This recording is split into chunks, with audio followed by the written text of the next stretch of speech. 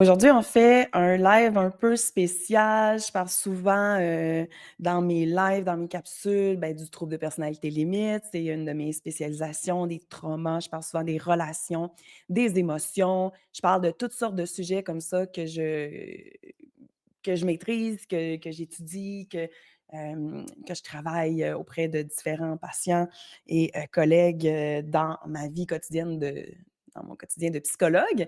Mais là, aujourd'hui, j'ai décidé de faire un live sur un autre aspect dont je parle un peu moins souvent sur les réseaux sociaux et dans, mes différents, programmes, capsules et cetera, et c'est le sujet de la neuro.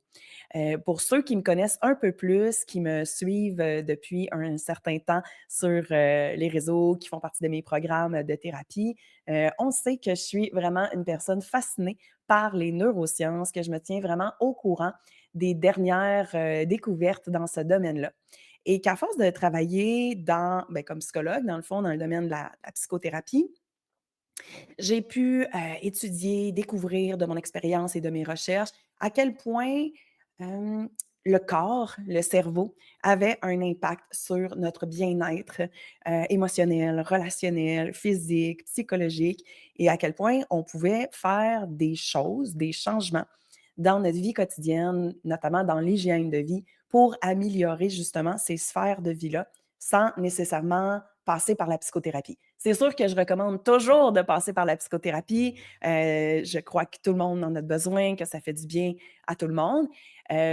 Mais on peut quand même, dès le moment où on en prend conscience, dès le moment où on le désire, commencer à apporter des changements dans notre vie quotidienne de manière à faire des changements dans notre monde émotionnel, relationnel, notre santé physique et mentale, et ça sans nécessairement justement entamer le processus de psychothérapie à proprement parler.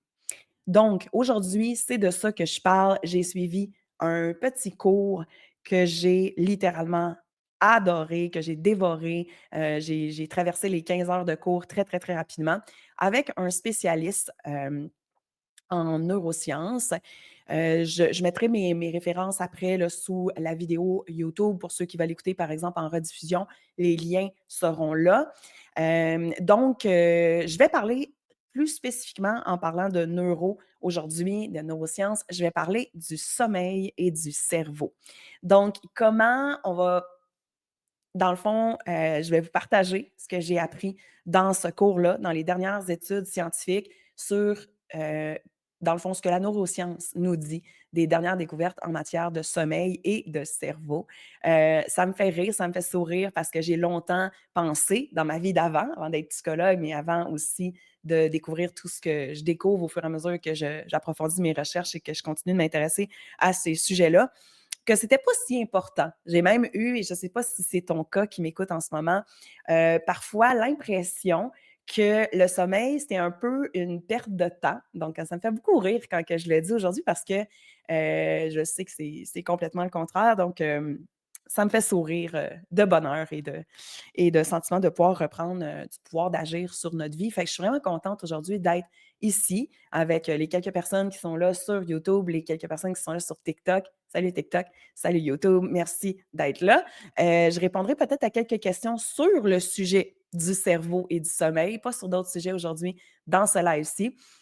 Parce que j'ai un gros programme, j'ai 5 pages de notes, donc pas de texte, mais de notes, de trucs que je voulais vraiment apporter, aujourd'hui. Je veux juste dire, bonjour Mélinda, tu m'écoutes souvent? Oui, j'ai vu souvent tes commentaires, tes likes, tout ça. Donc, bonjour, merci d'être là. Je vais parler un petit peu, dans le fond, je vais dire ce qu'on va couvrir aujourd'hui, dans le live sur le cerveau et le sommeil. Donc, on va parler de comment le sommeil est un outil, littéralement un outil de régulation émotionnelle. Je vais quand même prendre le temps de je vais faire une petite pause, juste une seconde parce que ma caméra de TikTok me gosse vraiment. Donc et ça, c'est un peu de gossage, désolée pour ça. Je vais la mettre ici, parce que là, ça, c'est fatigué. Donc, on va être plus proche comme ça pour TikTok et ça gosse-tu pour YouTube? Non. Je pense qu'on est good. Je pense que c'est mieux comme ça, hein? J'ai l'impression d'être regardée de haut. Alors, on va parler de comment, le sommeil est un outil puissant, puissant, vraiment sous-estimé, de régulation émotionnelle et cognitive. On va parler, aussi de l'amygdale et du cortex préfrontal. J'aime tellement ces 2 parties du cerveau. Quand je parle du TPL en particulier, là, du trouble de personnalité borderline dont je suis vraiment une experte, mais de plein d'autres troubles aussi, dont le trouble du stress post-traumatique et de d'autres troubles de personnalité, d'autres difficultés relationnelles et émotionnelles. Les parties du cerveau qui sont le plus impliquées, c'est le cas aussi dans la douance, dans le TDAH, dans l'autisme. Ce sont justement l'amygdale et le cortex préfrontal. Donc là, je vais venir expliquer en quoi le sommeil peut vraiment être bénéfique sur ces portions-là de ton cerveau. On va parler du sommeil REM, Rapid Eye Movement, donc le sommeil paradoxal, en quoi c'est littéralement une thérapie naturelle pour le corps. Coucou. Je vais parler d'un cerveau fatigué. Qu'est-ce que ça fait, un cerveau fatigué, surtout dans le domaine émotionnel? Je sais que tu t'en doutes déjà, on pense souvent aux enfants et de comment, ils sont, de quelle humeur ils sont quand ils ont mal dormi. Je vais parler du rêve, donc une espèce de folie temporaire qui est nécessaire à notre équilibre. Je vais parler pourquoi. Je vais même, expliquer pourquoi, Freud s'était trompé. Donc, ensuite, je vais parler de pourquoi le cerveau nous paralyse pendant le sommeil paradoxal. Je vais parler un petit peu de somnambulisme. Je vais parler des rêves et des liens avec l'évolution humaine. Donc, pour ceux qui viennent se joindre au live, merci et bienvenue d'être là. On est au tout début. Ça va être un live d'environ 1 heure et demie. Donc, attache ta tuque, comme on dit. Tu peux participer, point blanc, mais ça va être vraiment des questions en lien avec le sommeil et le cerveau. Parce que des fois, sur TikTok, là, je reçois vraiment des questions random. C'est bien correct, je sais que les gens veulent me poser des questions. J'apprécie, je me sens choyée d'avoir un beau public comme ça, que les gens me fassent confiance. C'est juste que, comme ce que je suis en train de faire en ce moment, c'est vraiment plus comme une conférence, mais on vient vous donner de l'information. J'ai beaucoup de choses à dire. Je me fais des fois reprocher de parler trop, mais c'est comme ça. Je suis venue faire une conférence. Fait que si on n'est pas intéressé au sujet du sommeil et du cerveau, ben là, c'est peut-être un peu moins la place, mais on peut poser des questions quand même. Bonjour Brigitte. Alors, je dois dire avant qu'on commence plus officiellement que je ne suis pas une experte du sommeil. Je suis quand même assez calée dans le sens où, ce que, comme psychologue, comme chercheuse, je suis toujours en train de lire des articles scientifiques, de lire les. Oui, je vais parler d'apnée du sommeil, Mélinda. Je suis toujours en train de lire les dernières découvertes. Je me forme tout le temps. Je prends des cours, notamment en neurosciences. Ça m'intéresse vraiment profondément. Donc là, je peux partager ce savoir-là, mais je ne me prétends pas non plus une experte. Je pense à ma collègue Emma, qui est psychologue aussi, mais experte dans le sommeil. Je dirais qu'elle est plus calée que moi. Mais pour ce que je m'en viens livrer aujourd'hui, je pense que je suis à la hauteur. Je suis en live, remis jusqu'à, ben là, dans le fond, ici au Québec, il est 1 heure de l'après-midi. Je suis en live pour environ 1 heure et 20 encore, 1 heure et demie. Sinon, pour ceux qui n'ont pas la chance de rester avec moi ou qui vont arriver sur le tard, la vidéo va être en rediffusion. Dans le fond, quand je fais un live, mes lives sont en rediffusion sur YouTube durant 1 mois. Puis ensuite, ça devient une exclusivité là, de certains programmes que j'offre en ligne où on peut tout regarder à nouveau mes lives. Donc, on commence tout ça. Je vais aussi, je veux dire, dans le fond, après avoir discuté de ces 7 sujets-là, je vais un peu répondre aux questions. J'avais des questions qui étaient préparées, qu'on m'avait posées, que j'ai préparé les réponses. J'ai aussi des pistes de réflexion pour t'aider à réfléchir sur ton sommeil et quelques exercices plus concrets pour améliorer le sommeil. Oui, on va parler un petit peu de ça, de à quelle heure on dort, la qualité du sommeil. Hem, mais on va voir, salut Félix!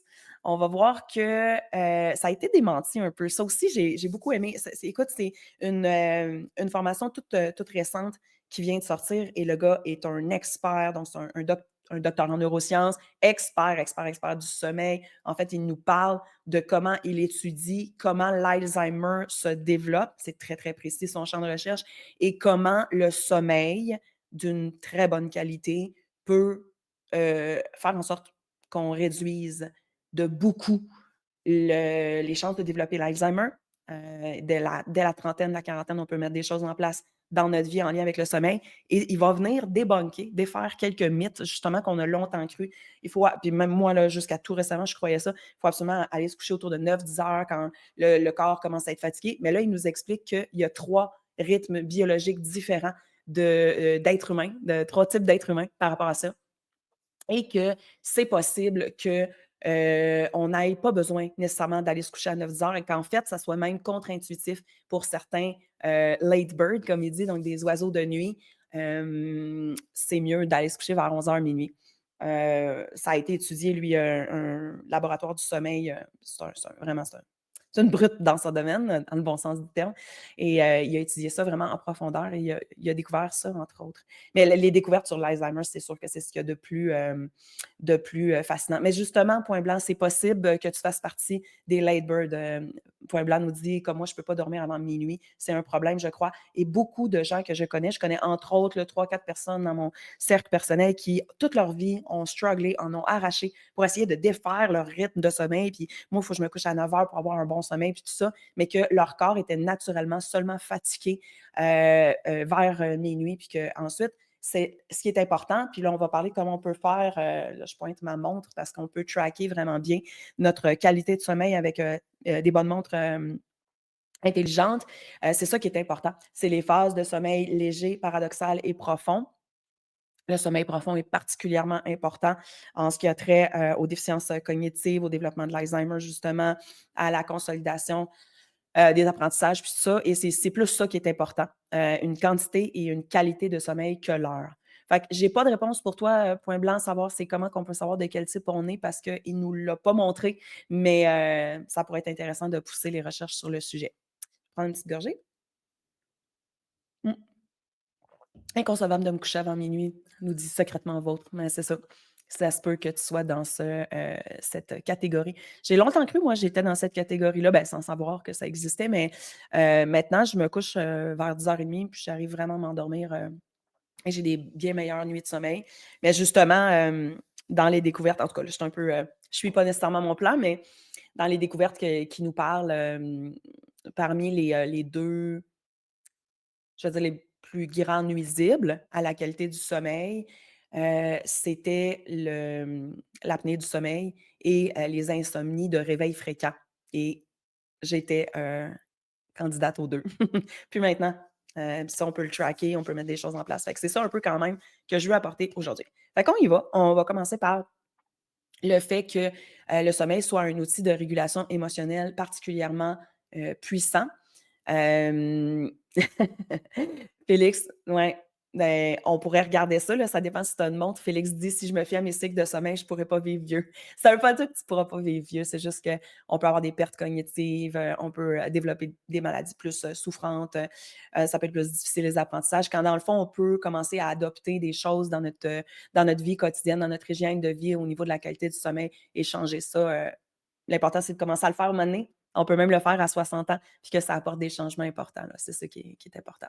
Donc, ce qu'on nous dit, tu sais, dans le fond, dans ces études-là, c'est que le sommeil n'est pas une simple pause. C'est ça qui est important de comprendre. On a l'impression, du point de vue conscient, qu'on fait juste mettre notre corps dans le lit puis qu'il se repose, mais c'est littéralement une phase très active où le cerveau, lui, est en grande activité et va vraiment venir réguler les émotions, consolider les mémoires, donc tous les nouveaux apprentissages, de même que se débarrasser des apprentissages inutiles et restaurer l'équilibre mental.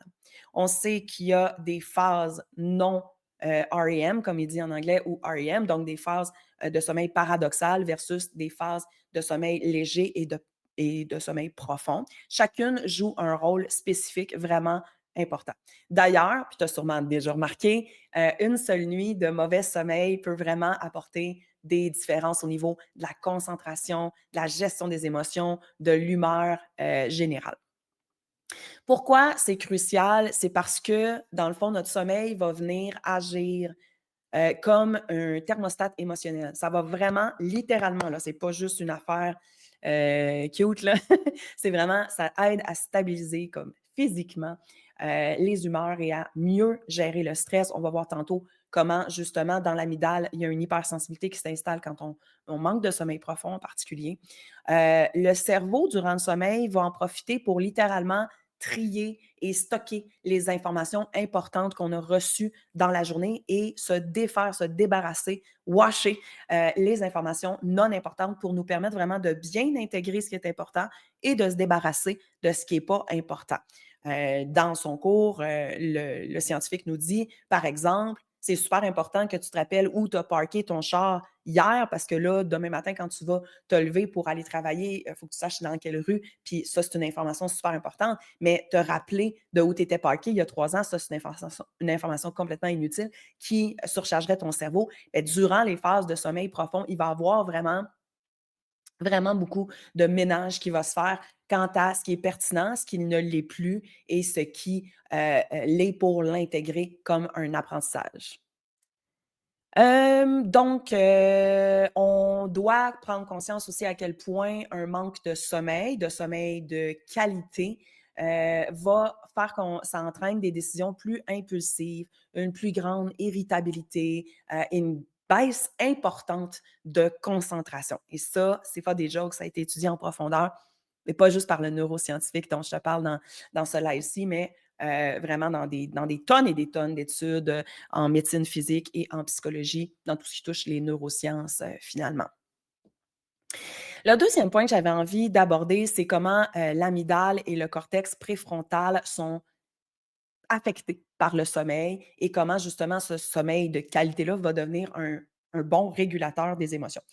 Avant de continuer avec ce point-là, je veux juste voir, j'avais vu quelques commentaires passer.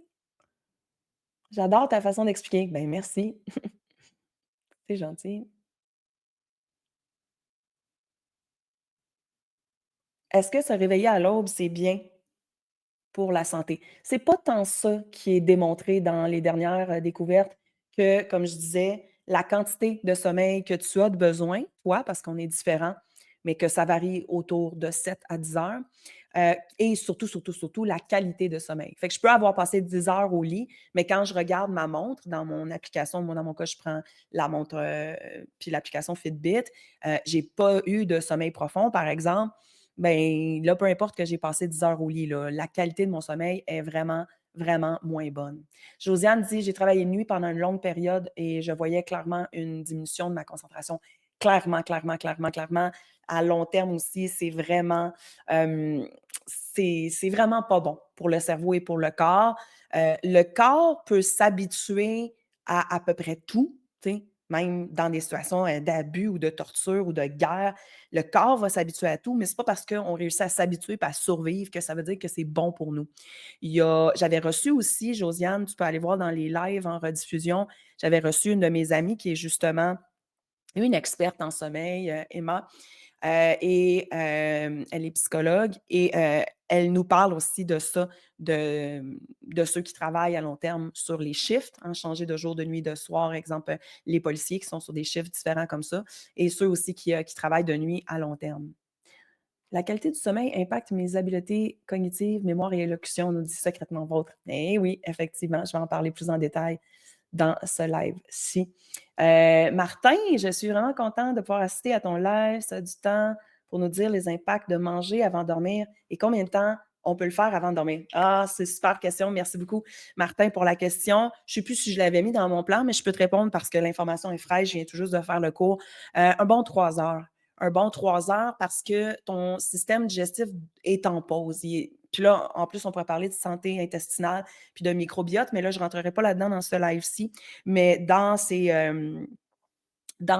dernières, découvertes, Mathieu, le scientifique, que j'ai suivi le cours, il nous dit que, c'est ça, si tu manges plus de 3 heures, plus serré là, que 3 heures avant d'aller te coucher, ça affecte vraiment la qualité de sommeil, ton système digestif, bon, il va être suscité alors qu'il devrait être en pause durant ce moment-là, mais aussi il y avait d'autres, enjeux avec les aspects que, toute forme de carbs qu'on va manger, donc de sucre artificiel, naturel ou même, tu sais, un carb, ça peut être, par exemple, du riz ou du pain. Bon, ça va faire, c'est ça, ça va faire produire de l'insuline, qui va faire produire aussi du cortisol. Puis là, ça affecte tes niveaux hormonaux, fait que c'est vraiment moins bon pour la qualité du sommeil. Il nous parle aussi pendant un chapitre complet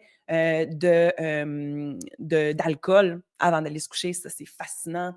C'est vraiment super intéressant. Chez nous, on dit déjeuner à midi et se reposer, dîner la nuit et marcher. Oui, puis dîner la nuit, pas trop tard. Ouais, tu prends un médicament pour dormir, ça donne un trip de bouffe dur à gérer. Mais si je le prends pas, je dors pas. Ouais. Ouais, c'est compliqué avec la médication puis tout ça, d'ailleurs, j'en parle, dans un des modules là du programme qui est sur l'hygiène de vie. Il y a une vidéo de 1 heure sur le sommeil, puis je parle de c'est ça, les médicaments, des fois, sont est absolument nécessaire pour réussir à dormir parce que sans sommeil, on peut, mourir, là, tu sais, c'est nécessaire à la vie, là, dormir, mais que, éventuellement, on voudra trouver des stratégies, naturelles, mais aussi trouver la source des problèmes qui enchaînent, des insomnies parce que le sommeil artificiel dans lequel nous plonge le médicament est moins de qualité, avec un sommeil, profond moins de qualité. Puis là, ben, ça peut entraîner toutes sortes d'effets comme ce que tu nous racontes. Faut pas non plus, tu sais, là, on est dans un live, je me prononce sur une question que tu m'as posée, Martin, puis je suis contente quand les gens interagissent dans mes lives. C'est juste qu'il ne faut pas prendre, mettons, ça, là, c'est un conseil un peu général. Chacun, il faut, tu sais, vraiment prendre le temps d'analyser, voir l'équipe médicale aussi avant de faire quelques changements. Là, je ne veux pas que vous vous mettiez tout à arrêter vos médications, que vous fassiez trop des changements là, dans votre vie. Aujourd'hui, je veux vous proposer ben, des informations parce que déjà, c'est une de mes postures de psychologue. Plus tu as d'informations dans ton bag et plus tu peux prendre des décisions éclairées, puis faire des choix, puis faire des changements dans ta vie, mais aussi des informations à propos de l'hygiène de vie. Donc, qu'est-ce qu'on peut mettre en place pour améliorer ça? Donc, parlons justement de l'amygdale et du cortex préfrontal. Dans le fond, l'amygdale, c'est un peu comme la sentinelle ou la centrale des émotions. Donc, elle va nous permettre de, dans le fond, elle va recevoir l'information de il y a une émotion, entre autres la peur et le stress, et qu'est-ce qu'on fait avec? C'est comment on y réagit. J'ai parlé souvent dans les cas, par exemple, d'hypersensibilité émotionnelle qu'on peut retrouver, par exemple, là, en concomitance avec les neurodivergences, donc les neurodiférences, autisme, TDAH, douance, par exemple, ainsi que dans le TPL, comment on peut avoir une amygdale qui est hypersensible et qui interprète à tort les nouvelles émotions comme un signal de grand danger, d'où l'intensité des émotions vécues. Ben, imagine-toi donc qu'un manque de sommeil, un sommeil qui n'est pas de bonne qualité, va faire s'activer, on dit jusqu'à 60% plus intensément ton amygdale quand tu manques de sommeil. Donc, hein, no surprise que le lendemain de, par exemple, avoir pris beaucoup d'alcool ou avoir vraiment mal dormi ou avoir des grands bouleversements émotionnels, des changements, des grands facteurs de stress, puis que tu dors vraiment mal, que le lendemain, tu es vraiment plus stressé, tu sais, tu es souvent là, hyper de même ou encore tu es super, super irritable, bien, l'amygdale est littéralement 60 moins efficace, donc plus réactive quand tu manques de sommeil. De l'autre côté, le cortex préfrontal qui va vraiment agir dans l'analyse des situations, prendre une décision, penser aux conséquences, puis prendre une décision en réfléchissant au long terme pour prendre la meilleure décision possible pour toi et qui va contrôler l'impulsivité, bien, lui, il perd de l'efficacité quand on manque de sommeil, il va avoir moins de contrôle, notamment sur l'amygdale, parce qu'ils travaillent ensemble, ces 2 bodies-là. Fait que donc, lui aussi va être affecté par le manque de sommeil.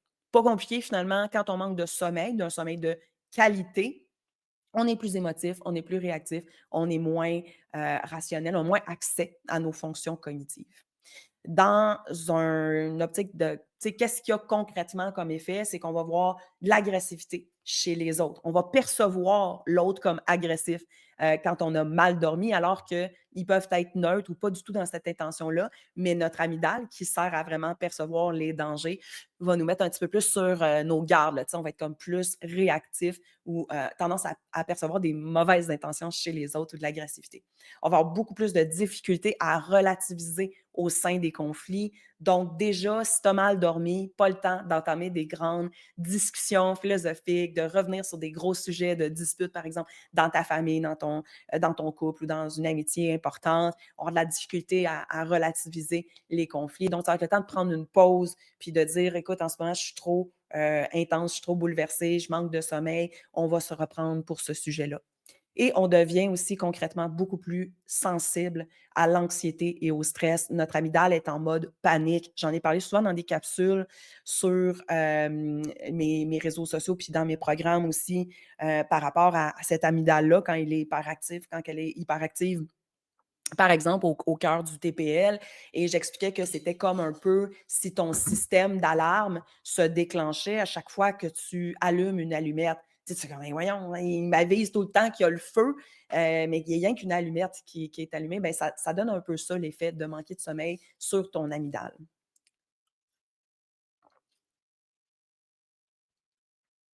Mais ça me dérange pas, Martin, que tu me poses des questions, tu as pas besoin de me laisser tranquille, inquiète-toi pas, je gère, non, au contraire, je suis contente, je voulais juste mettre en même temps un bémol que là, je veux pas dire aux gens, d'arrêter leur médication parce que ça prend une consultation puis que chacun est différent, mais tes questions m'intéressent au bout. Diane, tu dis: «J'ai eu une rupture d'anévrisme au cerveau au niveau de l'amygdale». Mais ça, je suis pas une experte là, des ruptures d'anévrisme, mais ça se pourrait que ça ait un effet sur ton traitement, des émotions.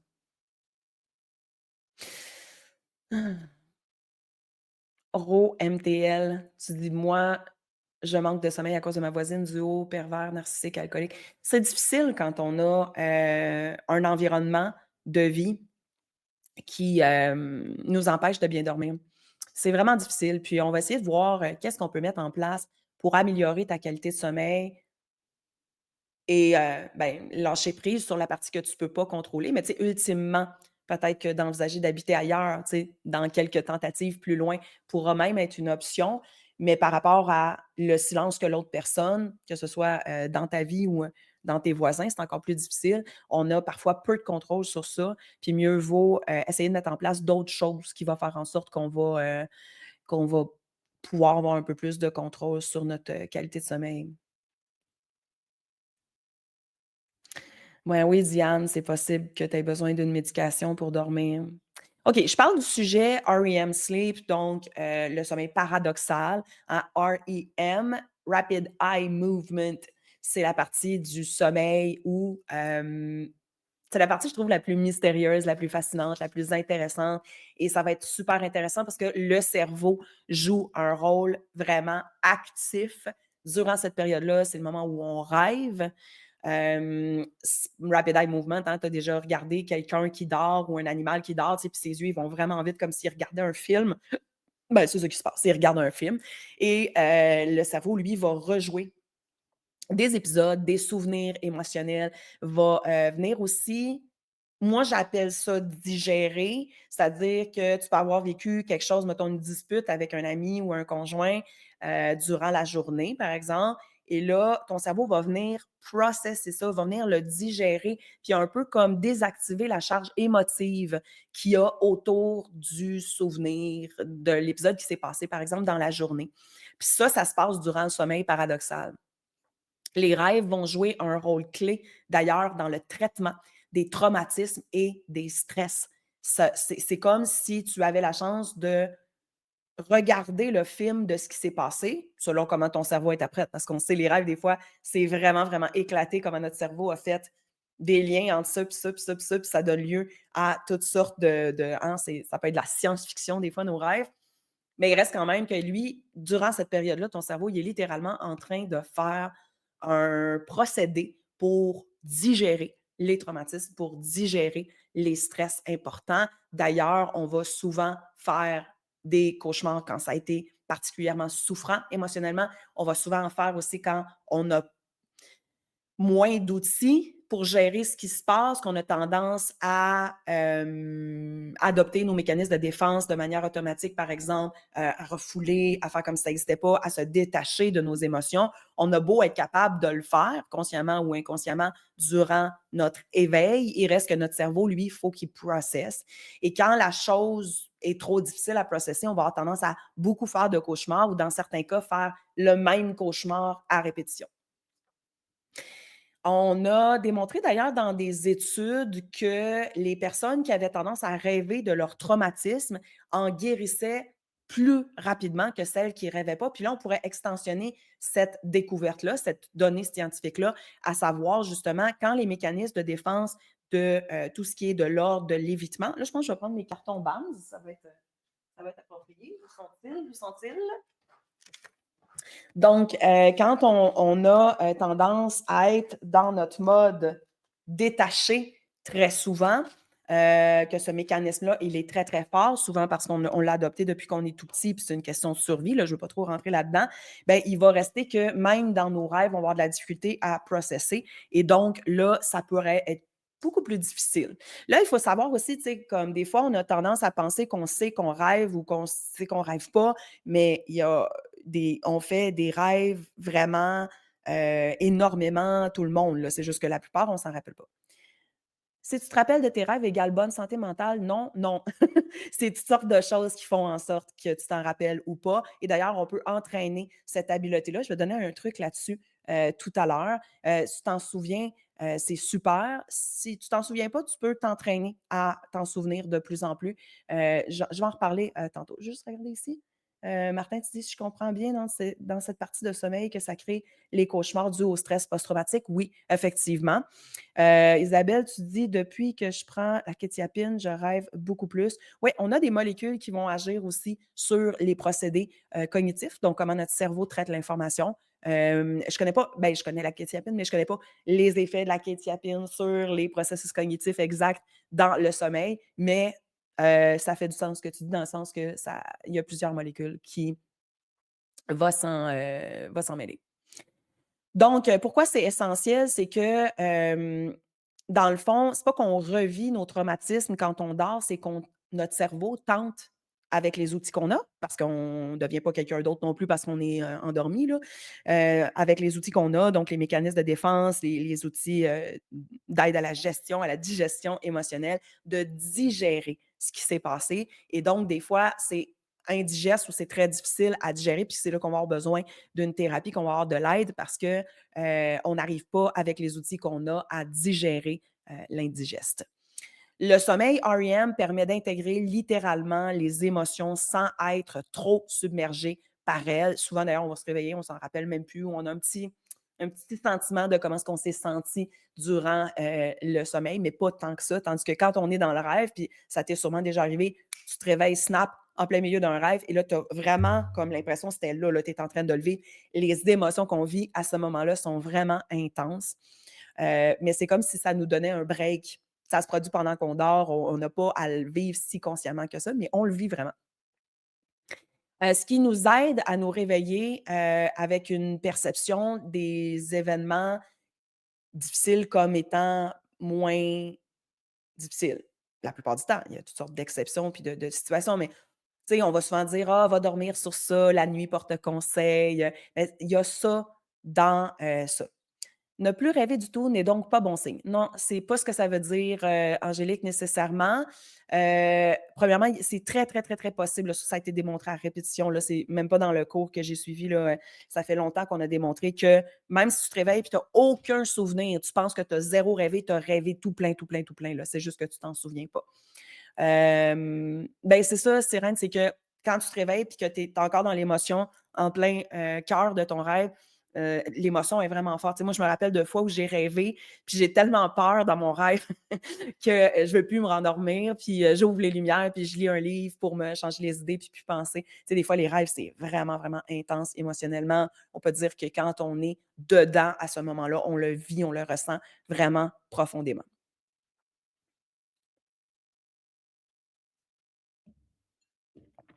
Tu vois, justement, je vais parler du café tantôt. Ben, je pense que je n'ai pas tant prévu d'en parler, mais je vais en parler maintenant. Hem, Ce qui nous démontre, évidemment, on pense que le café, ça ne nous affecte pas tant, on aime ça, tu sais, la plupart d'entre nous aimons le café. C'est quand même, avec le thé, la boisson la plus, consommée sur la planète, partout dans le monde. Dans le thé ou dans le café, il y a la caféine ou la théine qui, donc, va avoir un effet sur notre cerveau. Même si tu penses que tu as pas d'effet sur ton cerveau, il y a vraiment, vraiment, vraiment, vraiment un effet sur le cerveau.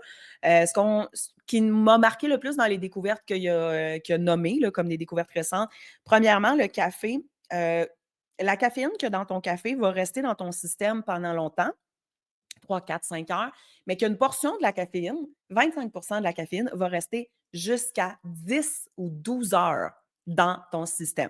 Fait que là, je suis en train de boire un café, finir mon vieux café froid, c'est l'histoire de ma vie, à 1 heure l'après-midi. C'est edgy parce que ça veut dire qu'il pourrait en rester dans mon système jusqu'à 1 heure du matin, alors que maintenant, dans mon hygiène de vie, je vais me coucher autour de 10h30. C'est mieux d'arrêter de boire nos cafés vers, maximum midi, moi, je trouve. C'est ce qui nous apporte comme information. Nous a une information intéressante aussi, c'est que la caféine, même les cafés déca, c'est impossible de retirer complètement la caféine d'un café. Donc en fait, il reste quand même un genre de 10 10-15. Merci Carmen. De caféine, même dans le déca. Fait que l'idéal, puis tu sais, j'ai déjà parlé dans d'autres vidéos, dans mon programme aussi Thérapie Évolution, que, quand on se réveille le matin, ce qui nous réveille, c'est un boost de cortisol, qui est l'hormone du stress. Ça te permet, tu sais, de te sortir du sommeil. Puis, donc on a l'hormone de stress dans le tapis. Quand on a déjà des difficultés avec l'hormone de stress pour, toutes sortes de raisons, et avec toutes sortes de conséquences, c'est pas recommandé de prendre un café non plus, ben avant de 90 minutes de s'être réveillé. Je sais que c'est dur au début, on a l'impression première affaire que tu fais le matin, il faut absolument que tu prennes un café, mais c'est pas vrai ça. On peut vraiment défaire tranquillement cette habitude-là pour la remplacer par autre chose, puis que ça devienne assez facile de prendre ton café, vers, 1 heure après t'être levé. Fait que si tu te lèves à 8 heures, puis que tu prends ton café vers 9h30, normalement, dans un monde idéal, tu ne prendrais pas plus que 2 cafés, parce que tu vas en prendre un vers 9h30, peut-être un autre vers 10h30, 11, comme moi, c'est mon café de 11, c'est juste que je l'étire pendant 1000 ans. Parce que comme ça, vers 11 heures, midi, tu arrêterais de prendre du café, puis ça ne t'affectera plus dans ton sommeil. Ce que ça vient affecter la caféine dans le sommeil, c'était beaucoup, par rapport au sommeil profond, la qualité du sommeil profond. Même chose, mais encore pire avec l'alcool, qui littéralement détruit le sommeil profond. Et là, ça a été étudié parce qu'on veut se raccrocher: «Mais je peux-tu prendre juste un verre avant d'aller me coucher?» Ben, tu peux, mais ça détruit ton sommeil profond no matter what. Fait que l'alcool, moi, dans ma vie, j'ai tu sais, j'avais pas de problème avec l'alcool, là. J'ai pas eu de dépendance envers, l'alcool. Mais j'ai arrêté complètement d'en consommer parce que je me suis intéressée. Il y a un docteur que j'aime beaucoup qui est psychiatre, docteur Amen, Amen, là, Amen, sur, ben, en fait, je le suivais moi sur Instagram, puis il étudie entre autres là, ça, beaucoup le cerveau, puis les effets, tu sais, la neuro, puis tout ça, je trouve ça super intéressant. Puis lui, il a étudié entre autres l'alcool et les effets de l'alcool. Tu penses que tu dors mieux. Moi, je vais y revenir ça parce qu'il en parle dans mon cours, c'est super intéressant. Hem Puis que l'alcool, c'est ça, donne, vraiment, c c c'est plate à dire, mais c'est ça que c'est, tu sais, l'alcool, c'est un poison. Ça affecte la qualité du sommeil de manière vraiment importante. Pourquoi on a l'impression de, mieux dormir avec l'alcool? C'est que l'alcool, c'est une drogue qui fait partie des anesthésiants. Donc ça va vraiment comme, ouh, tu sais, ça relâche tes défenses, ça va vraiment te permettre de ramollir et tu vas avoir un endormissement plus facile. Donc c'est vrai. Salut Marc, bon après-midi. Donc, effectivement, l'alcool va te donner l'impression que tu t'endors mieux. C'est un anesthésiant, donc ça relaxe ton corps et ça permet de faciliter que tu t'endormes. Mais le problème, c'est que au début des phases de sommeil, tu vas avoir plus de sommeil léger, profond, un peu moins de paradoxal, puis ensuite un peu moins de profond, puis ensuite tu vas avoir du paradoxal. Là, je t'imite les graphiques de ma montre Fitbit, c'est pour ça que je fais ça. Fait que l'affaire, c'est qu'on observe, même avec un seul verre de vin, par exemple, ou une seule bière avant le dodo, durant la journée, que le sommeil profond disparaît complètement de la ligne. Donc en fait, notre sommeil profond est démoli par l'alcool, même quand on en prend aussi peu qu'un verre et ça fait en sorte qu'on a beaucoup trop de sommeil paradoxal parce le bon équilibre, c'est que sur une nuit d'environ, je vais dire environ 7 heures, 7h30, moi, c'est ce que ça me prend pour être top shape, mais il y a du monde, ça prend 9 ou 10 heures, puis c'est bien correct aussi. Mais sur une nuit, mettons, de 7h30, l'idéal, c'est environ 1 heure et quart de sommeil profond, 1h30 environ de sommeil paradoxal. Ça, c'est le parfait équilibre. On va avoir des réveils entre ça, puis on va avoir du sommeil léger, puis on va passer d'une phase à l'autre. Ça, c'est l'idéal. Parce qu'on observe, puis ça, c'est à répétition dans les études, c'est que le sommeil profond, il disparaît avec l'utilisation de l'alcool. Donc là, puis là, je vais en parler, pourquoi le sommeil profond est si important, littéralement. pour, la santé mentale, la santé cognitive, la santé physique et ça, à long terme, ça a des impacts sur beaucoup, beaucoup, beaucoup de choses. Le sommeil profond, absolument, absolument nécessaire. Mon quatrième point, je voulais parler, c'est bon, un cerveau fatigué. Là, je pense que je vais m'asseoir parce que sérieusement, en plus, avant de commencer le live, je travaillais debout depuis déjà un petit bout. Fait que là, j'ai un peu mal au bas du dos. Donc, je m'assois pour le reste du live. J'ai bien le droit. Donc, ouais, le quatrième point que je voulais parler, c'est un cerveau fatigué, comment ça interprète mal. Donc, le manque de sommeil brouille vraiment la capacité à comprendre, à recevoir, à interpréter la c'est ça, notre capacité à lire les expressions faciales, les émotions chez les autres. Par exemple, comme je le disais plus tôt, on va avoir tendance à penser d'un visage neutre que la personne est fâchée ou est hostile et ça, ben, ça va nous faire réagir et ça va générer plus de conflits. La fatigue va réduire notre compréhension des émotions. Audrey, tu peux m'écrire en privé, mais sur TikTok, je reçois tellement, tellement de messages que ça sert presque à rien si c'est en lien avec le fait de vouloir me consulter au privé. Ben, je prends aucun patient parce que je suis vraiment consacrée à 100% sur mes programmes de thérapie en ligne. Fait que c'est sûr que je t'invite à aller voir mon site web avant toute chose, si tu savais.com, PSYTUSAVAIS.com. Le lien est aussi dans mon Linktree pour voir c'est quoi les services que j'ai. Si tu as des questions, ben là, tu peux me les poser dans les lives, mais je ne réponds pas aux questions par courriel. Puis c'est pas pour être bête parce que honnêtement, il y en a qui sont sur YouTube qui me voient depuis des années puis qui me suivent vraiment tous les jours, savent à quel point je fais beaucoup, beaucoup, beaucoup, beaucoup de choses. Et comme je suis partout sur les réseaux sociaux, ça fait en sorte que je reçois, et attache ta tuque, c'est vraiment vrai, entre 200 et 500 courriels par jour. Par semaine, je veux dire. Fait que quand je reçois 500 courriels dans une semaine, pour moi, c'est impossible de répondre aux questions comme ça. Fait que ta question, c'est-tu normal de ne pas dormir profondément? Ça m'arrive jamais. Ben, ça se peut, je vais y revenir. Ben oui, c'est sûr que ça te nuit à l'école. Je vais y revenir tantôt, puis on verra qu'est-ce que tu peux faire, puis comment tu peux le tracker aussi. Parce que des fois, on a des impressions, mais ce n'est pas nécessairement la vérité. Par exemple, l'alcool, justement, nous donne l'impression qu'on s'endort mieux, mais quand on regarde, quand on track, là, je montre ma montre intelligente, mais ça peut être aussi avec des tests en laboratoire du sommeil. On observe en traquant le cerveau qu'il n'y a pas de sommeil profond. Fait que des fois, on a des impressions comme ça qui ne sont pas nécessairement la vérité. Ça vaut la peine de tracker les informations que notre cerveau nous donne. Mais je vais y revenir tantôt. Fait que donc oui, un sommeil va vraiment réduire notre empathie envers les autres, notre compréhension des émotions. Ça peut vraiment devenir un peu comme un désastre social. Ça augmente les tensions, ça augmente les conflits. On devient plus irritable, plus susceptible, plus méfiant. Donc, moins de sommeil égale plus de malentendus et de réactions exagérées.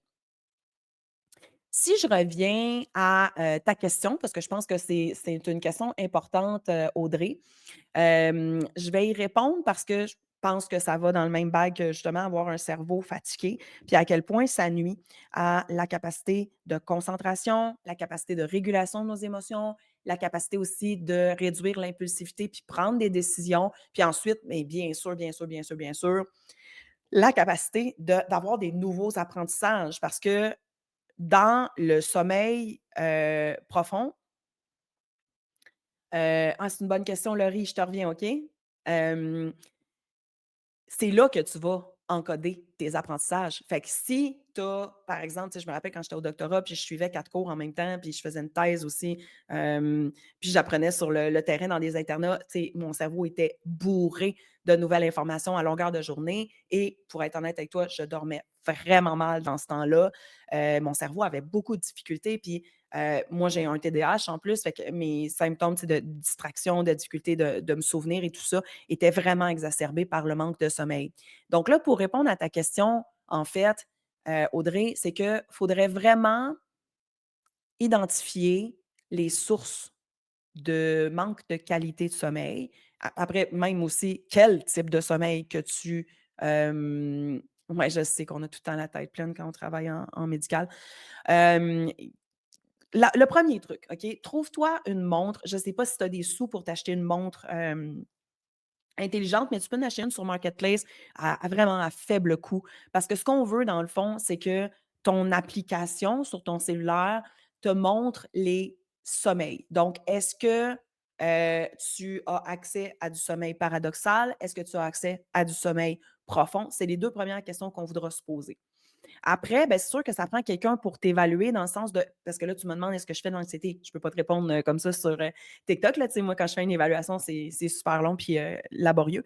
Fait qu'il faut se faire évaluer parce que là, il faut voir, c'est ça, est-ce que tu as un trouble anxieux puis ça génère de l'insomnie? Est-ce que tu fais de l'apnée du sommeil? Parce que moi, j'en faisais de l'apnée du sommeil, puis ça veut dire qu'on se réveille tout au long de la nuit en bloquant la respiration, surtout quand on dort sur le dos et ça coupe complètement l'accès au sommeil profond et même que ça empêche tes organes d'être oxygénés. Donc, à ce moment-là, on veut voir un pneumologue qui va nous prescrire une machine CPAP et on veut, bon, est-ce qu'on a un trouble neurologique? Est-ce qu'on a un trouble psychologique? Est-ce qu'on a un trauma? Est-ce qu'on a un environnement très difficile? Est-ce qu'on est hypersensible?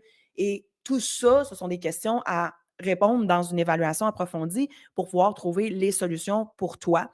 Et c'est sûr qu'il y en a, par exemple. Fait que c'est sûr que d'aller consulter, ça serait vraiment une bonne stratégie. J'ai juste regardé, ouais, Laurie, tu me demandais: «Est-ce que le cannabis impacte autant le sommeil que l'alcool?» Et là, j'ai pas la réponse. Hey, ça, j'ai ça, pas avoir la réponse. Mais en même temps, quand j'ai pas la réponse, ça fait en sorte que je fais des recherches. Fait que c'est ça qui va se passer parce que dans le cours que j'ai suivi, on a beaucoup parlé de caféine et d'alcool. Puis je sais que docteur Amen, que je vous invite à suivre aussi sur Insta, il en parle des fois, mais je sais qu'il y a beaucoup de gens que je connais dans ma vie personnelle puis dans mes patients qui, consomment du cannabis, puis moi, j'ai rien contre ça, là, j'ai aucun no judgment.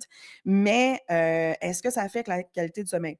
Si je te réponds intuitivement, j'aurais tendance à penser que oui, parce que veux pas, tout ce qui induit des changements au niveau des neurotransmetteurs dans ton cerveau, ouais, je vais pouvoir faire un autre live, mais effectivement, le sujet est vraiment important, puis vraiment ben, c'est ça, important à adresser parce que c'est sûr que ça parle à plein de gens.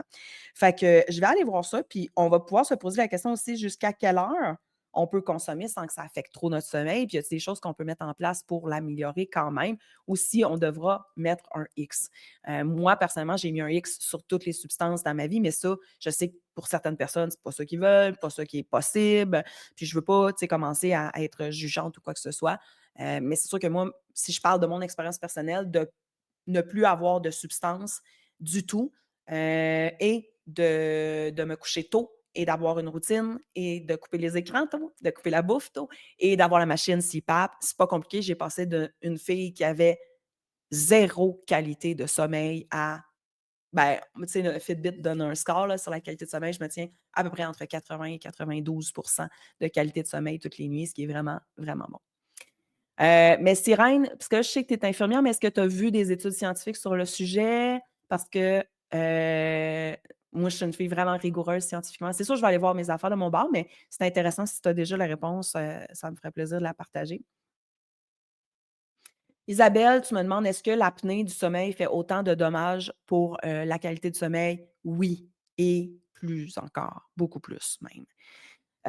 L'apnée du sommeil non seulement détruit le sommeil, la plupart du temps paradoxal et profond, parce que en faisant des micro-réveils des centaines de fois par nuit, moi, je me rappelle les premières fois que j'ai fait le test, puis qu'on m'a, donné les résultats, j'ai fait comme: «Ah!» Je me rappelle plus du chiffre, mais je lis le rapport dans mon ordi, mais des centaines de réveils par nuit. Donc impossible d'avoir un cycle de sommeil profond ou de sommeil paradoxal qui était décent, ce qui fait en sorte que les apprentissages, les émotions, mais là, on peut aller au-delà de ça parce que puisque tu es privé d'oxygène durant ces micro-moments-là et à répétition, tes organes aussi sont privés d'oxygène. On pense, entre autres, au cœur et aux autres organes qui ne sont pas oxygénés.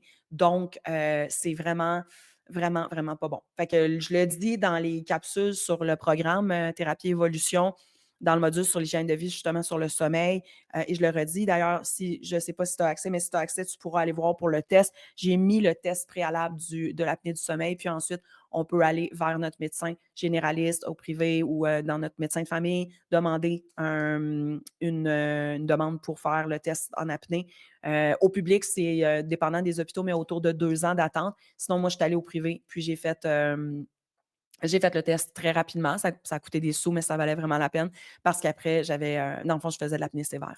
Fait que ma qualité de sommeil était 0 puis une barre. Fait qu'imagine maintenant si tu fumes du weed, tu bois de l'alcool, tu manges 5 minutes avant de te coucher, tu prends des médicaments, tu te couches jamais à la même heure, tu as plein de bruit qui te distrait, tu fais de l'écran toute la nuit, même quand tu te réveilles, puis qu'en plus tu fais de l'apnée du sommeil, ce qui était à peu près moi avant, ben tu pas de qualité de sommeil, puis tout ton corps, ton cerveau, tes capacités émotionnelles, relationnelles et cognitives aussi, là, se rappeler, trouver des solutions à des problèmes, gérer, prendre des décisions réfléchies et cetera, devient, vraiment plus difficile. Donc, Mélanie, tu me demandes est-ce que les médications pour dormir induit les cycles du sommeil? Non, ça va induire un sommeil, je vais dire artificiel, mais qui est absolument nécessaire dans certains cas. Mais par contre, ça a été démontré comme, étant pas, ouais, je sais Xavier, c'est beaucoup de monde. C'est pour ça que je partage aujourd'hui parce que ça concerne, beaucoup de monde. Quand vous me voyez faire des bulles de même, je réponds à une question puis à une autre en même temps, c'est normal, c'est mon TDAH, qui parle. C'est pas parce que je manque, de sommeil. Mais oui, donc la médication, c'est à vérifier. Ce que je recommande tout le temps aux gens par rapport à la médication, en lien avec le sommeil, c'est, de continuer le travail en thérapie pour aller voir quelles sont les sources aussi qui peuvent induire, l'insomnie, qui font qu'on a besoin de la médication. Est-ce que c'est induit par d'autres médications, par des troubles physiques ou encore par des difficultés, psychologiques? À ce moment-là, on veut découvrir les sources pour les régler, pour éventuellement, possiblement, ne plus avoir, besoin de la médication. Donc, je vais continuer avec, là où j'en étais rendue par rapport, au sommeil, à ce que je voulais, transmettre aujourd'hui. Donc, j'arrive dans la portion sur les rêves et comment c'est, un peu comme une folie temporaire, mais absolument nécessaire à notre équilibre. Donc, dans le cours que j'ai fait sur les neurosciences, on parlait de comment le REM, donc, le sommeil paradoxal, faisait en sorte que le cortex préfrontal, donc la partie rationnelle là, qui prend des décisions réfléchies, posées, puis tout ça, s'éteint pour laisser les pensées illogiques, les hallucinations, la déconnexion avec la réalité, se générer et permettre de, digérer les choses de manière différente. Heu, c'est comme si tu étais vraiment dans un film de science-fiction où il y avait absolument aucune chose qui est impossible. Donc ça peut nous laisser vraiment des rêves, vraiment bizarre, absurde, émotif, mais ça sert vraiment un but. C'est vraiment, vraiment intéressant parce que, cette portion-là a été étudiée dans le cours que j'ai fait. C'était fascinant cette portion-là parce qu'il parlait d'inventeurs.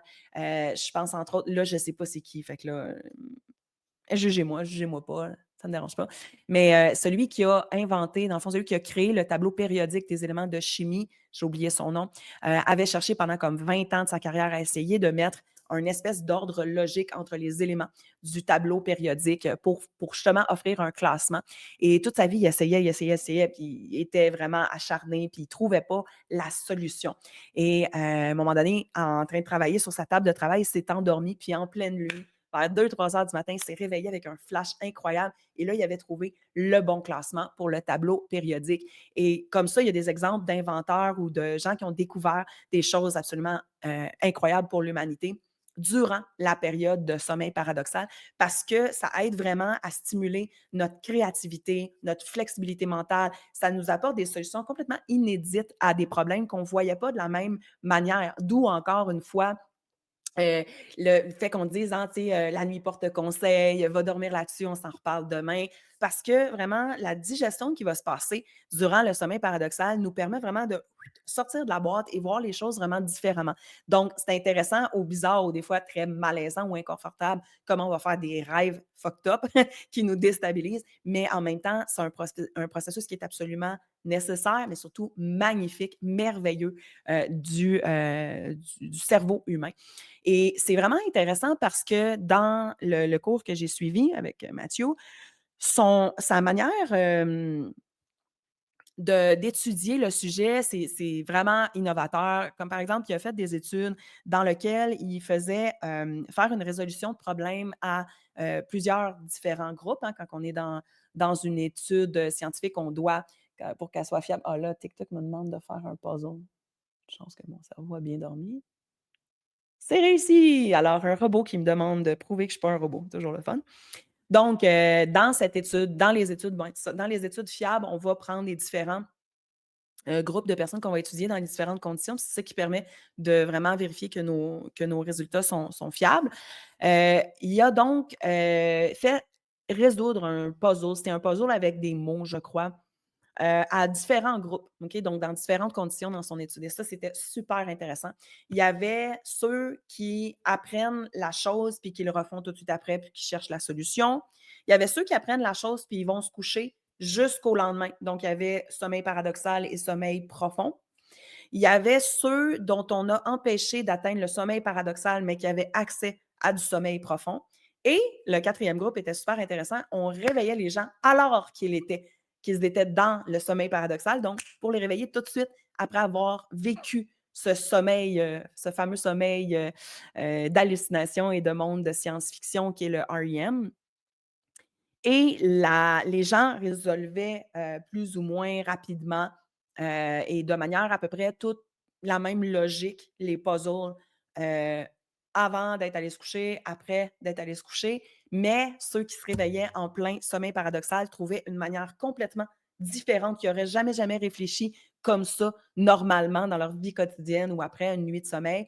Parce que le sommeil paradoxal permet vraiment de complètement se changer de posture puis être vraiment dans un monde, magique que j'adore. Donc j'adore le monde des rêves, même si, c'est un peu mystérieux. Ça a vraiment été démontré dans des études comme celle-là, pas juste cette étude-là, bien sûr, il y en a plein, mais comment on pouvait arriver à une flexibilité mentale, à de la créativité, à sortir de la boîte vraiment à proprement parler. Donc, assimiler des expériences vécues, par exemple, des expériences émotionnelles souffrantes, des traumas, de manière différente que nos mécanismes de défense ou qu'on le ferait normalement dans le réveil et même de permettre d'anticiper des défis futurs. Donc, ça nous permet d'évoluer, ça nous permet vraiment de progresser, d'apprendre, de digérer autrement. J'avais le goût de répondre à la question: «Pourquoi est-ce qu'on est paralysé littéralement durant le sommeil?» et là, plus spécifiquement, durant le sommeil paradoxal. Donc notre cerveau va volontairement et pour une bonne raison, tu vas voir, déconnecter, les muscles pour éviter d'agir ce qu'on vit dans les rêves. Donc on a parlé tantôt comment quand on est dans le rêve, c'est fou, comment c'est intense, puis comment, tu sais, si tu te réveilles en plein milieu de ton rêve puis que tu avais vraiment peur ou que tu avais vraiment de la peine. Tu sais, je racontais tantôt, je me suis fait réveiller par des rêves où ce que j'avais tellement peur que je suis plus capable de me rendormir. J'ouvre la lumière puis je lis, tellement je suis affectée. Des fois, c'est aussi je suis sûre que ça t'est déjà arrivé, moi, ça m'est déjà arrivé, me réveiller. Puis là, tu sais que tu viens de te réveiller, là, mais la situation était tellement triste dans ton rêve, puis tu le vivais tellement intensément, tu te mets à pleurer vraiment intensément. Tu sais, les rêves, on les vit vraiment intensément quand on est dedans. On n'est pas toujours conscient quand on se réveille le matin. Mais imagine si tu les agissais. Fait qu'imagine que tu es en train de te battre dans ton rêve, tu vas faire les mouvements avec ton corps. Fait que le cerveau est incroyablement bien fait. Il va déconnecter la connexion, le fil électrique pour pouvoir, que tes muscles ne bougent pas et que tu n'agis pas tes rêves. Parce que sans cette paralysie-là, tu te blesserais, c'est sûr à 100 si c'est pas blesser une autre personne à côté. C'est sûr, on peut parler aussi de comment dans le somnambulisme, il y a un job qui se fait pas justement à ce niveau-là. Josiane, tu dis: «Excellent sujet, le sommeil». Oui, je sais, c'est fascinant. Moi, ça me fascine vraiment. Carrément, tu dis: «Ça peut me durer toute une journée, cette tristesse d'un rêve». Ouais, moi aussi. Des fois, c'est tellement intense. Puis là, on pourrait aussi faire du pouce avec comment si en plus on a mal dormi, comme je disais plus tôt dans le live, je ne sais pas si tu étais déjà là, mais j'expliquais comment on perd comme 60 de qualité de notre, amygdale, de nos capacités avec l'amygdale. Salut Caro! Quand on manque de sommeil profond, fait que ça peut en plus affecter notre tristesse pour le reste de la journée. On a des troubles qui sont liés justement à cette paralysie-là. On va avoir un trouble comme l'autre. Merci Diane. C'est-à-dire qu'on peut vivre une paralysie du sommeil. Ceux qui en ont vécu savent, hein? Those who know, know. Le mécanisme fonctionne trop bien. Donc, ce sommeil REM qui nous déconnecte d'avec nos muscles va se poursuivre. Cette déconnexion-là va se poursuivre au-delà de la nuit. Et là, c'est ça, je dis, ceux qui savent, savent. Moi, OK. Tu sais, tu es dans ton rêve, puis dans ton rêve, tu es paralysé, puis là, tu essayes vraiment, vraiment, vraiment, vraiment, vraiment de te réveiller, puis ça marche pas, puis tu sais que tu rêves, puis là, tu veux te réveiller, puis là, ça marche pas. Souvent, c'est en plus dans une situation super dangereuse, puis là, ah, c'est frustrant, puis là, tu te réveilles, puis là, tu peux pas bouger encore. Ça, c'est comme si c'est ça, le mécanisme pour déconnecter tes muscles qui sert à te protéger, il marchait trop bien et là, tu continues d'être paralysé au-delà de, ton sommeil REM. Donc ça, c'est un des troubles qu'on peut vivre, en lien avec cette paralysie-là. Puis l'autre trouble, c'est le trouble inverse, c'est le somnambulisme. C'est que là, il y a pas de paralysie durant le REM et là, qu'est-ce qui arrive?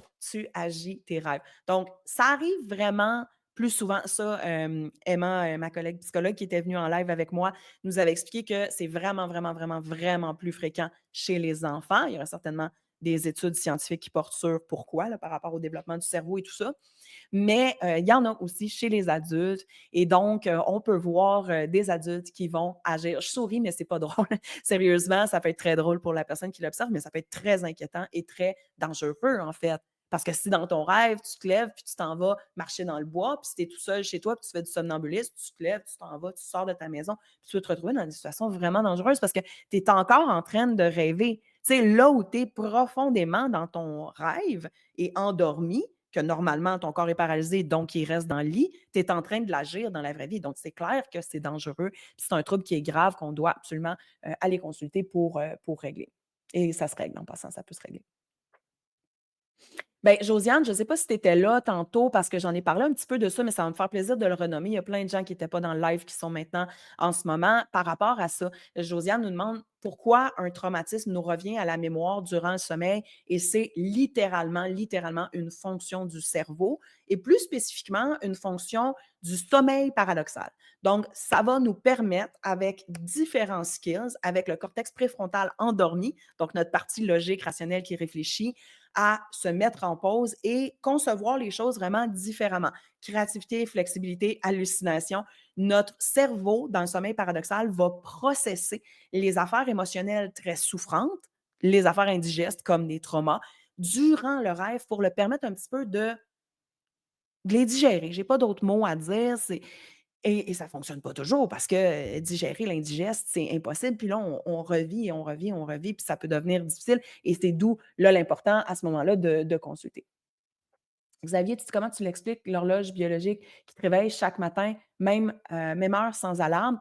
Bien, justement, dans le cours là, que j'ai suivi en neurosciences sur le sommeil, c'était justement ça. Quand on a un bon, je veux dire, une bonne hygiène du dodo, on a une routine à peu près pareille tout le temps, même les soirs de week-end, de quand on va aller se coucher, on a une bonne hygiène du dodo dans le sens de l'environnement dans lequel on dort, température pas trop élevée, pas de soleil, pas de lumière, pas de consommation d'écran, pas trop de bruit, un bon lit, des bons oreillers, matelas, et cetera. On va s'endormir à une certaine heure, on va avoir 1 heure et demie à peu près de sommeil paradoxal, environ 1 heure et demie de sommeil profond. Et là, tout naturellement, on a conclu un cycle. Il faut savoir, je ne l'ai pas dit ici, mais les cycles, chez la plupart des gens, mais là aussi, il y a des différences, sont d'environ 1 heure et demie, dans lequel on va avoir sommeil léger, sommeil profond, sommeil paradoxal, il y aura des micro-réveils. En début de nuit, on a vraiment plus de sommeil profond, moins de paradoxal. Et en fin de nuit, plus de paradoxal, moins de profond. Quand moi, je regarde dans mon application, là, c'est dommage, c'est mon autre cell, je n'ai pas mon appli dedans, mais ça serait vraiment bon de l'avoir. Prochaine fois.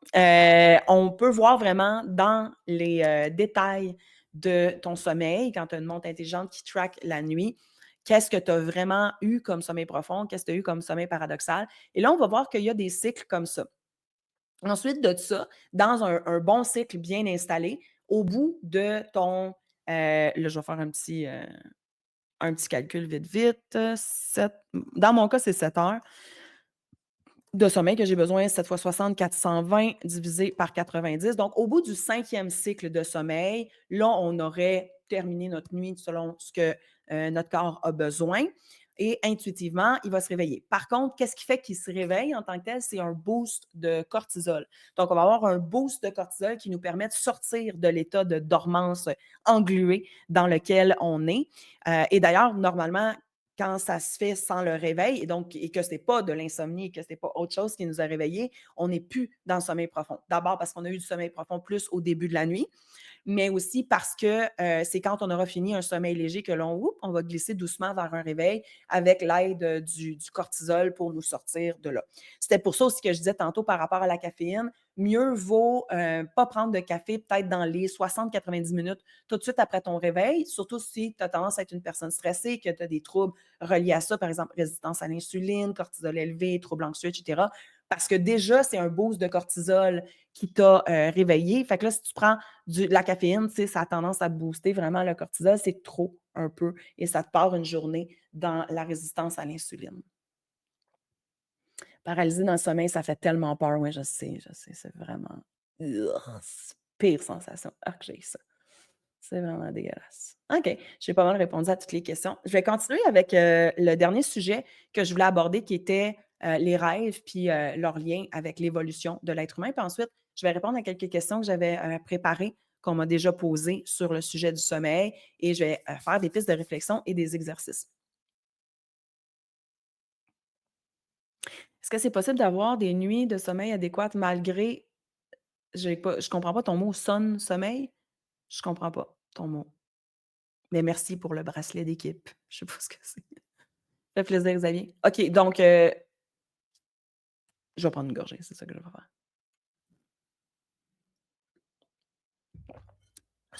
Sommeil. Je comprends pas ton mot, Jeff, même si tu me répètes le même mot. Donc, l'apnée. Non, pas si tu la règles pas. Parce que l'apnée te fait j'en ai parlé un petit peu plus tôt tantôt, tu pourras peut-être aller voir, le live en rediffusion sur YouTube parce que là, j'approche la fin, veux, pas, ça fait 1h10 que je suis en live. Je vais continuer encore pour une 15 vingtaine de minutes à peu près, mais le live va être en rediffusion sur ma chaîne YouTube, Docteur Véro Psy. Dans les en direct, il y a des lives que je laisse pour un mois, puis ensuite ça s'en va dans mes programmes, de thérapie en ligne. Mais ouais, le problème avec l'apnée du sommeil, puis moi j'en faisais, puis maintenant j'ai une machine, une CPAP. Il y a d'autres moyens de régler l'apnée, là, je ne veux pas rentrer là-dedans non plus, là, mais moi j'ai pris celle-là. Puis si tu restes avec l'apnée, non. Tu peux pas avoir du sommeil profond, là, ça entrecoupe tout le temps, tu te réveilles des centaines de fois, ça interrompt ton sommeil paradoxal puis ton sommeil profond. OK, donc ouais, les rêves et leurs liens sur, l'évolution humaine. Donc, dans certaines religions, dans des civilisations anciennes, on voyait les rêves comme, une espèce de moment où on recevait des messages divins ou des visions, mystiques. D'ailleurs, Freud disait que les rêves cachaient en fait nos désirs inconscients. Mais, sa théorie est aujourd'hui dépassée dans le sens où on sait maintenant que les neurosciences l'ont démontré à répétition depuis les dernières, 20 ans, qui viennent de passer. C'est que, les rêves sont liés plutôt aux préoccupations quotidiennes, aux moments qu'on a vécus qui étaient particulièrement difficiles relationnellement, émotionnellement, à notre besoin d'apprentissage. Fait que là, les rêves vont nous permettre d'intégrer, d'apprendre des leçons, autant pour les choses qui sont difficiles émotionnellement que pour les nouveaux apprentissages.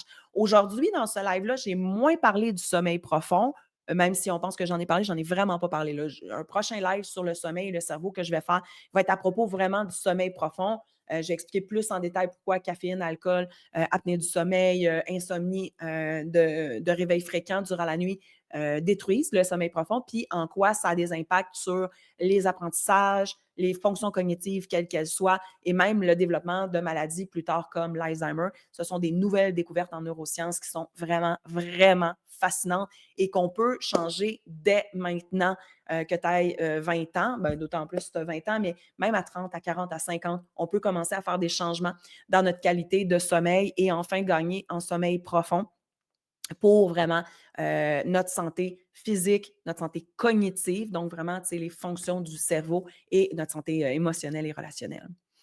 Pourquoi Freud s'est trompé quand il disait que les rêves étaient en fait tout simplement la manifestation de nos désirs inconscients? Ben, premièrement, parce qu'il faisait des spéculations, mais c'était impossible de tester scientifiquement ces spéculations, mais c'est correct dans le domaine, il y a, tu sais, 100 ans, on pouvait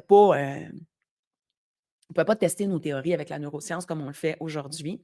Mais en fait, c'est qu'il a été, démontré que c'est pas des désirs inconscients qu'on refoule, qui se présentent dans nos rêves, mais plutôt des scénarios qu'on a vécus dans la journée, des scénarios émotionnels, difficiles, souffrants, parfois des traumatismes qui vont se rejouer à l'intérieur et ça va nous servir vraiment à s'approprier, à digérer, à traiter et à désamorcer aussi le monde affectif qui est associé avec le sujet qui est dans nos rêves.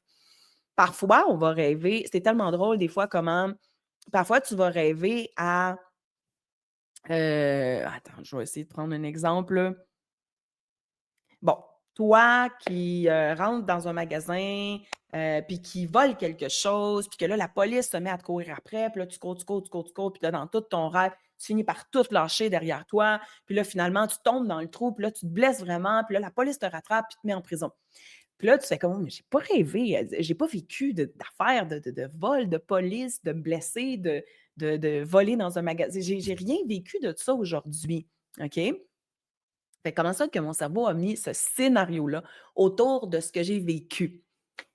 Eh bien, c'est que ton cerveau va faire toutes sortes de liens, des fois qui sont vraiment difficiles à comprendre, hein. Tu te rappelles tantôt, j'ai dit dans le sommeil paradoxal, qui est la phase où on rêve, le plus à des affaires comme, justement vraiment, out of the box et imagination, hallucination, slash science-fiction.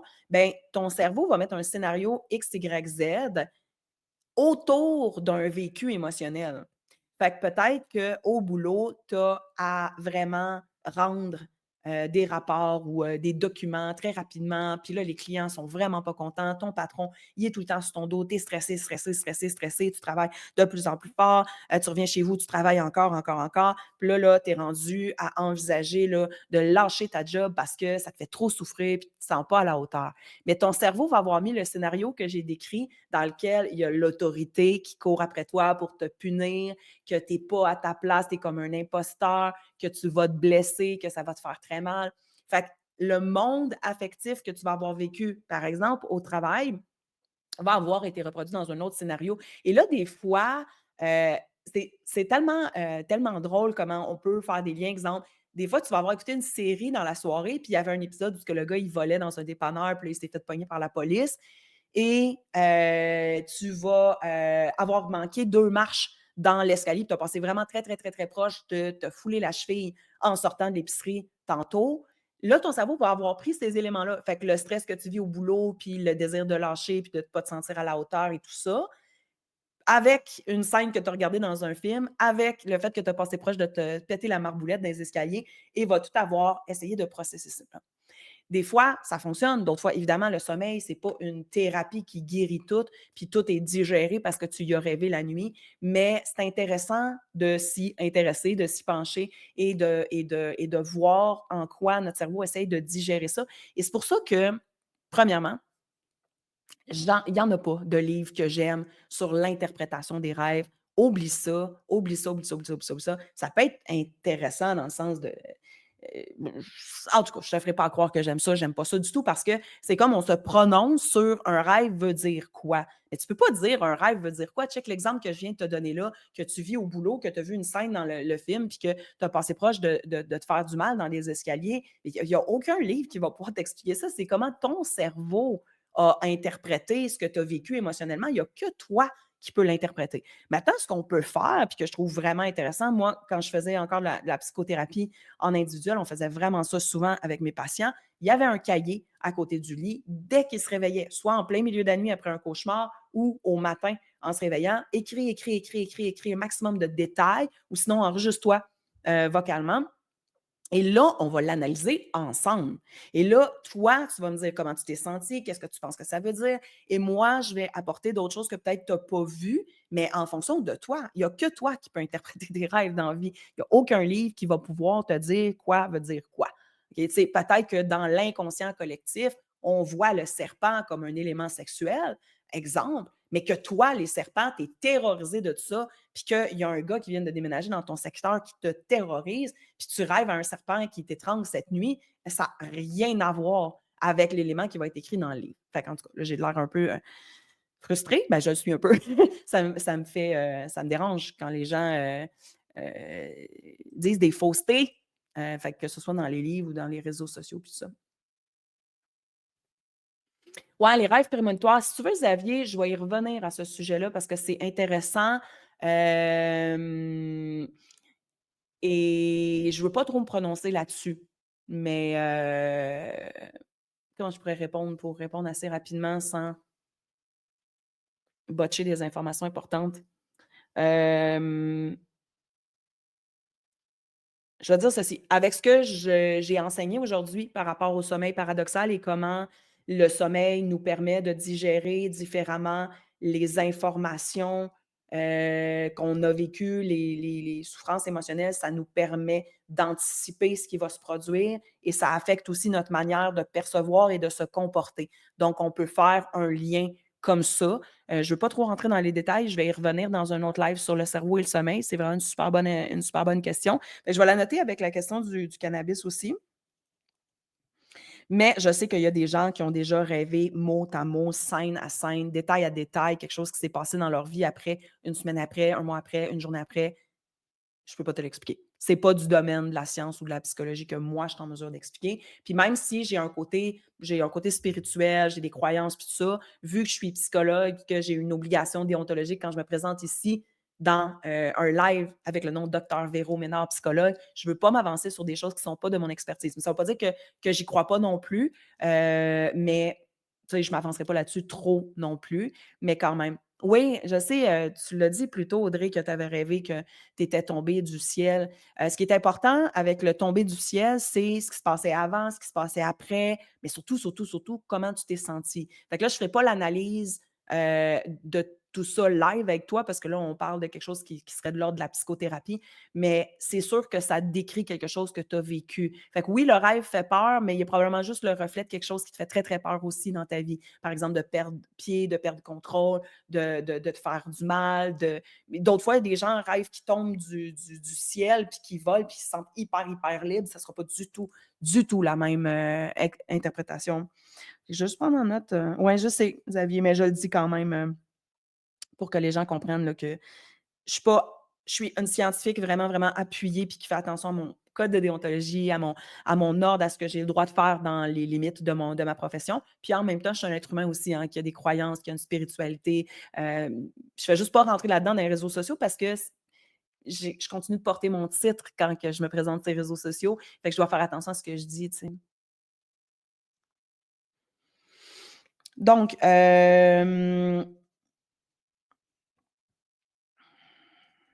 rêve prémonitoire, puis on pourrait voir aussi la question de Abiba, un peu dans le même genre, là, un message. Je vais aller regarder ce qui se fait dans les études scientifiques à ce sujet-là. Je trouve ça vraiment intéressant. J'ai pas trop, mais tu sais, ce que je t'ai dit, c'est ce que je pense aussi quand même. J'ai regardé dans les questions que j'avais de préparer, qu'on m'a déjà posées. Pourquoi est-ce si dur malgré, qu'on sait l'importance du sommeil? Pourquoi pour certaines personnes, c'est aussi difficile de bien dormir? Et ça, c'est une question vraiment, vraiment importante, parce que le sommeil, tu sais, comme j'ai dit, puis ça me faisait un peu rire en début de live tantôt, j'avais tendance à penser que le sommeil, c'était pas vraiment important, puis je me reposerai quand je serai morte, puis c'est une perte de temps, tu sais, ma partie, tu sais, dans les personnages qu'on a à l'intérieur de soi. Ma partie critique, trouvait que j'en faisais pas assez, que je devais travailler plus, puis que le sommeil, c'est une perte de temps. Ça me fait rire maintenant parce que je sais à quel point le sommeil, non seulement c'est pas une perte de temps, même pour ce que lui exige, là, que je sois performante puis perfectionniste, de moi-même, mais aussi parce que c'est littéralement, ben regarde, tu sais, je vais mettre ça comme ça. Si tu manges pas pendant plusieurs jours, tu vas mourir. Ben, si tu dors pas pendant plusieurs jours, tu vas mourir. C'est littéralement privé de 8 à 10 jours de sommeil, on meurt. Fait que c'est un essentiel à la survie, à la santé physique, mais à la bonne santé aussi sans maladie sur le corps physique, sur le cerveau, les capacités cognitives, ainsi que sur le monde affectif. Donc, c'est vraiment un essentiel. Par contre, pourquoi c'est si difficile? parce qu'on est dans un mode de vie, on est à une ère moderne qui va à l'encontre de notre biologie. Je pense surtout, surtout au stress. Je pense aux horaires irréguliers. Je pense aux stimulations constantes que notre cerveau a partout, partout, partout, des lumières. Dans le cours que j'ai suivi avec le neuroscientifique, il parle de comment, l'environnement noir dans ta chambre pour mieux dormir, c'est vraiment, vraiment, vraiment, vraiment important et comme quoi, et ça, c'est le plus grand facteur de stress, cet écran-là. L'écran avant d'aller se coucher, cette couleur-là, même quand on met le filtre, bleu là, c'est une lumière qui indique littéralement à notre cerveau, à notre cortex. Si je ne me trompe pas, l'amygdale est impliquée, mais là, je ne me rappelle plus c'est quoi l'autre structure. Juste, ça fait dire à ton cerveau: «Hello, on se réveille parce que c'est le jour, check, on a la lumière bleue qui ressemble au soleil». Donc ça nuit vraiment, vraiment, vraiment, vraiment à la qualité de sommeil profond et paradoxal dans laquelle on peut se plonger quand on a, les écrans avec nous. Les dernières recommandations des neuroscientifiques sur le sujet, ça, dit vraiment maximum 1 heure, c'est-à-dire minimum 1 heure avant d'aller te coucher, pas d'écran. Moi, personnellement, dans mon hygiène de dodo personnel, ce que j'ai fait, c'est que les écrans, je les mets de côté. Puis, mettons que je veux me coucher vers 10h30, je vais aller dans mon lit avec, des fois, je vais mettre des chandelles, des bonnes odeurs, puis tout ça. Et je vais lire un livre papier, environ 1 heure avant de me coucher. Donc, je vais mettre en place, vraiment un calme, «Salut Diane», une douceur, de la noirceur, puis une activité qui va brûler mon cerveau. Donc, j'aime bien lire un livre, ça peut être faire un sudoku, ça peut être faire dessiner un mandala, ça peut être faire un casse-tête, mais on essaye de se tenir loin des écrans parce que dans notre mode de vie moderne, il y a plusieurs nuisibles. Le stress puis les écrans, c'est les 2 plus grands, mais c'est sûr aussi, il y a la caféine, il y a les tout puis quand je parle des caféines, je parle aussi des boissons, je parle aussi du thé dans lequel il y a de la caféine ou de la théine. Je parle aussi, de la nourriture avant d'aller se coucher, les horaires irréguliers. Il y a vraiment beaucoup, beaucoup de facteurs qui nuisent, hem à la qualité du sommeil. Puis après ça, ben, tu sais, on a tout notre monde émotionnel aussi, tu sais, les gens qui ont de l'hyperactivité mentale, qui font de l'anxiété, que ce soit sociale, généralisée, de performance et cetera. Ça va parfois, tu sais, réactiver notre sommeil, notre cerveau, je veux dire, dans les phases de sommeil où il y a des micro-réveils. Donc ouais, fait que ça, c'est ça. Est-ce que le sommeil peut vraiment nous aider? Ça, c'est une des questions aussi que j'avais préparées. Là, comme tu peux voir, j'ai quelque chose qui me gosse dans l'œil. On ne sait pas si c'est un cil, un cheveu, un poil de chat, mais ça me fait mal. Donc la question que je m'étais fait poser souvent aussi, c'est: «Est-ce que le sommeil peut vraiment aider à surmonter un traumatisme?» La réponse, c'est oui, mais je vais dire oui avec un certain bémol, dans le sens où le sommeil REM, donc Rapid Eye Movement, le sommeil paradoxal, peut littéralement nous permettre d'alléger, d'atténuer la charge émotionnelle qui vient avec des événements difficiles, avec des souvenirs difficiles. Ça agit un peu comme une thérapie nocturne naturelle. Notre cerveau, il est fait pour nous aider à digérer. Par contre, quand on parle d'un traumatisme, premièrement, chez plusieurs gens qui ont vécu un traumatisme au sens où le DSM-5 l'entend, donc au niveau du diagnostic, beaucoup de personnes peuvent développer un trouble stress post-traumatique. Et donc, à ce moment-là, le sommeil ne sera pas suffisant. On va avoir besoin d'un traitement et là, ici, j'entends une psychothérapie, le plus possible ciblée pour le traitement des traumas. Parce qu'à un moment donné, oui, ton cerveau peut t'aider à wiper, à digérer, à, atténuer la charge émotionnelle autour d'événements difficiles, mais il y a des limites aussi et quand on développe un trouble de santé mentale, dont le TSPT ou un trouble de la personnalité dans lequel il y a eu des traumas, à ce moment-là, le sommeil paradoxal à lui seul ne fonctionnera pas. Et qui plus est, que le paradoxe souvent, c'est que quand on souffre du TSPT, notre sommeil est fortement affecté et parfois on n'a pas accès à la même qualité justement de sommeil paradoxal. Comment savoir, ça c'est une question que je me fais poser. Attends, je me suis fait poser une autre question comique, Angélique. Est-ce que les chats nuisent au sommeil? Moi, je pense que oui, que tu dis. C'est pas moi qui dis ça. Moi, je vais te dire ce que je pense. Euh, OK. C'est un peu controversé ce que je vais dire, mais je vais le dire parce que je le pense, puis je l'ai constaté aussi, dans ma carrière puis dans ma vie personnelle.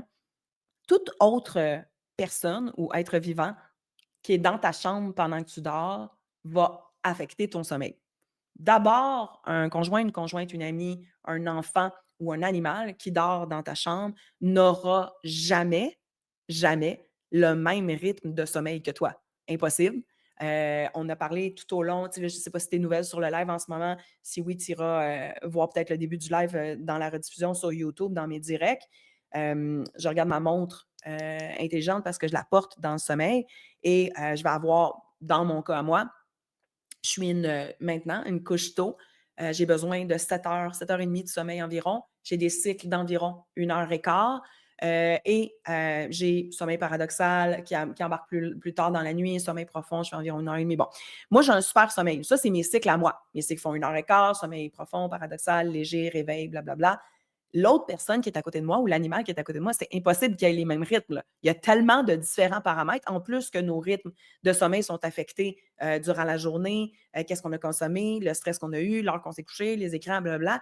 L'autre personne dans ta chambre, impossible qu'elle ait le même cycle de sommeil. Cela étant dit, est-ce que ça veut dire qu'il faut proscrire absolument de dormir avec quelqu'un d'autre? Non, pas nécessairement, mais c'est plus difficile. Fait que c'est sûr que les animaux qui sont avec nous dans la chambre peuvent nuire à ce sens-là, à notre sommeil. Après, tout n'est pas noir ou blanc. Tout est nuancé dans la vie et c'est un peu la job des psychologues d'apporter de la nuance aussi dans nos points de vue. Ce qui pourrait nuire aussi, c'est si, bon, le chat gosse, là, tu sais, moi, mes chats, ils gossent. Personnellement, là, maintenant, à 2 heures du matin, il veut manger, il gratte la porte, il veut sortir, ma poubelle à terre, il me marche d'en face. C'est sûr que ça me réveille puis ça nuit. Il y a aussi les poils pour qui certaines personnes ça va nuire à la respiration, la qualité de la respiration, mais il y a quand même aussi les ondes alpha que le chat produit, entre autres quand il est couché sur nous puis qu'il ronronne, qui aident, vraiment à relaxer, à s'endormir, c'est bien correct aussi. Il y a aussi, un aspect de zoothérapie quand on est avec nos animaux puis ça nous fait du bien puis tout ça. Fait que c'est une question de nuance, tu sais? Je pense que le truc que j'ai donné à Audrey tantôt, c'est le truc que je donnerais à tout le monde. Va te chercher une montre, intelligente et track avec ton cellulaire, les phases de sommeil. Est-ce que tu fais un bon 7 à 9 heures par nuit? Est-ce que tu as un bon 1 heure et demie de sommeil paradoxal à chaque nuit? Est-ce que tu as surtout du sommeil profond à chaque nuit? C'est ça qui est important à répondre. Puis ensuite, ben, tu vas pouvoir répondre à tes questions. Moi, bientôt, je vais avoir un petit chien, puis c'est sûr qu'il va dormir avec moi malgré tous les effets négatifs que j'ai dit. Alain, tu me demandes, est-ce que la microdose, puis là, j'imagine que tu parles de psilocybine, donc de moche à proprement parler. Est-ce que les microdoses peuvent aider à dormir? Sérieusement, je recommande pas ça du tout, du tout, du tout à personne, le microdosage. Je vais te dire exactement pourquoi, puis c'est rare que je me prononce sur les médications ou l'usage de substances. Dans le cas de la psilocybine, on parle d'un hallucinogène. C'est une thérapie qui est étudiée par les psychologues et les psychiatres. J'ai même des collègues qui travaillent sur le sujet en ce moment. C'est extrêmement pertinent dans le cas de certains troubles dépressifs vraiment sévères ou encore de troubles stress post-traumatique dont plusieurs autres thérapies n'ont pas fonctionné parce que, on va dire comme ça en grands termes, les portes du cerveau sont fermées et on est cristallisé dans des schémas dépressifs ou réactifs traumatiques graves. Et à ce moment-là, on a commencé à étudier un protocole où il y avait une grosse dose de psilocybine qui était donnée d'un coup. C'est aussi des fois avec les molécules de méthamphétamine. Et ensuite du microdosage. Mais d'abord, la thérapie avec la grosse dose se fait toujours assistée d'un psychologue et d'un psychiatre pendant. Et ensuite, ce sont eux qui font la prescription et qui est utilisée à un dosage. Faire du microdosage toi-même, non, tu es juste en train de consommer une drogue. C'est sûr que je ne te recommanderais pas de faire ça. Absolument, absolument pas. Tantôt, on s'est intéressé au sujet des deux substances qui sont légales, cannabis, alcool, à savoir comment ça affectait le sommeil. Donc là, évidemment, je ne vais pas me prononcer sur le microdosage de psilocybine, sur la qualité du sommeil, mais c'est sûr que je ne vais absolument pas te recommander de faire ça. Ceux à qui je recommande de le faire, c'est d'aller faire en protocole vraiment assisté par des experts du sujet À Montréal, il y a quelques labos, mais il faut vraiment entrer par la bonne porte. Se commander du moche, online puis prendre, du microdosage. Je te le recommande vraiment, vraiment, vraiment pas. Excuse-moi, j'ai l'air tranchée. C'est rare que je suis tranchée sur des affaires, mais j'ai tellement vu des désastres là, je veux le dire. Bon. Comment savoir si je dors suffisamment pour mon cerveau? Excuse-moi Alain, hein, j'espère que tu t'es pas senti trop jugé. Tu peux faire ce que tu veux, tu vas continuer de faire ce que tu veux, tout le monde fait ce qu'il veut, mais d'un point de vue de moi, la psychologue qui est entendue par plein de gens en ce moment, là, c'est sûr que c'est un sujet qui est un peu plus tranché, mais c'est aussi parce que ma spécialisation, c'est dans les troubles de personnalité puis les traumas, et j'ai vu des gens qui avaient des gros traumas essayer cette stratégie-là et que ça vire vraiment mal. Fait que c'est sûr, ça me fait peur un peu. Bon. Fait que la question, parce que là, il me reste 2 questions. Je pense que je vais terminer avec cette question-là parce qu'il y a quand même des, pistes de réflexion que j'avais envie de laisser aujourd'hui aux gens pour aider, à faire des prises de conscience par rapport au sommeil, à l'hygiène du dodo, puis 3 exercices concrets. Fait que là, maintenant, j'avais dit 1 heure et demie, ça fait déjà 1 heure et demie. J'ai plus de salive, puis j'ai aussi 1000 autres affaires à faire aujourd'hui.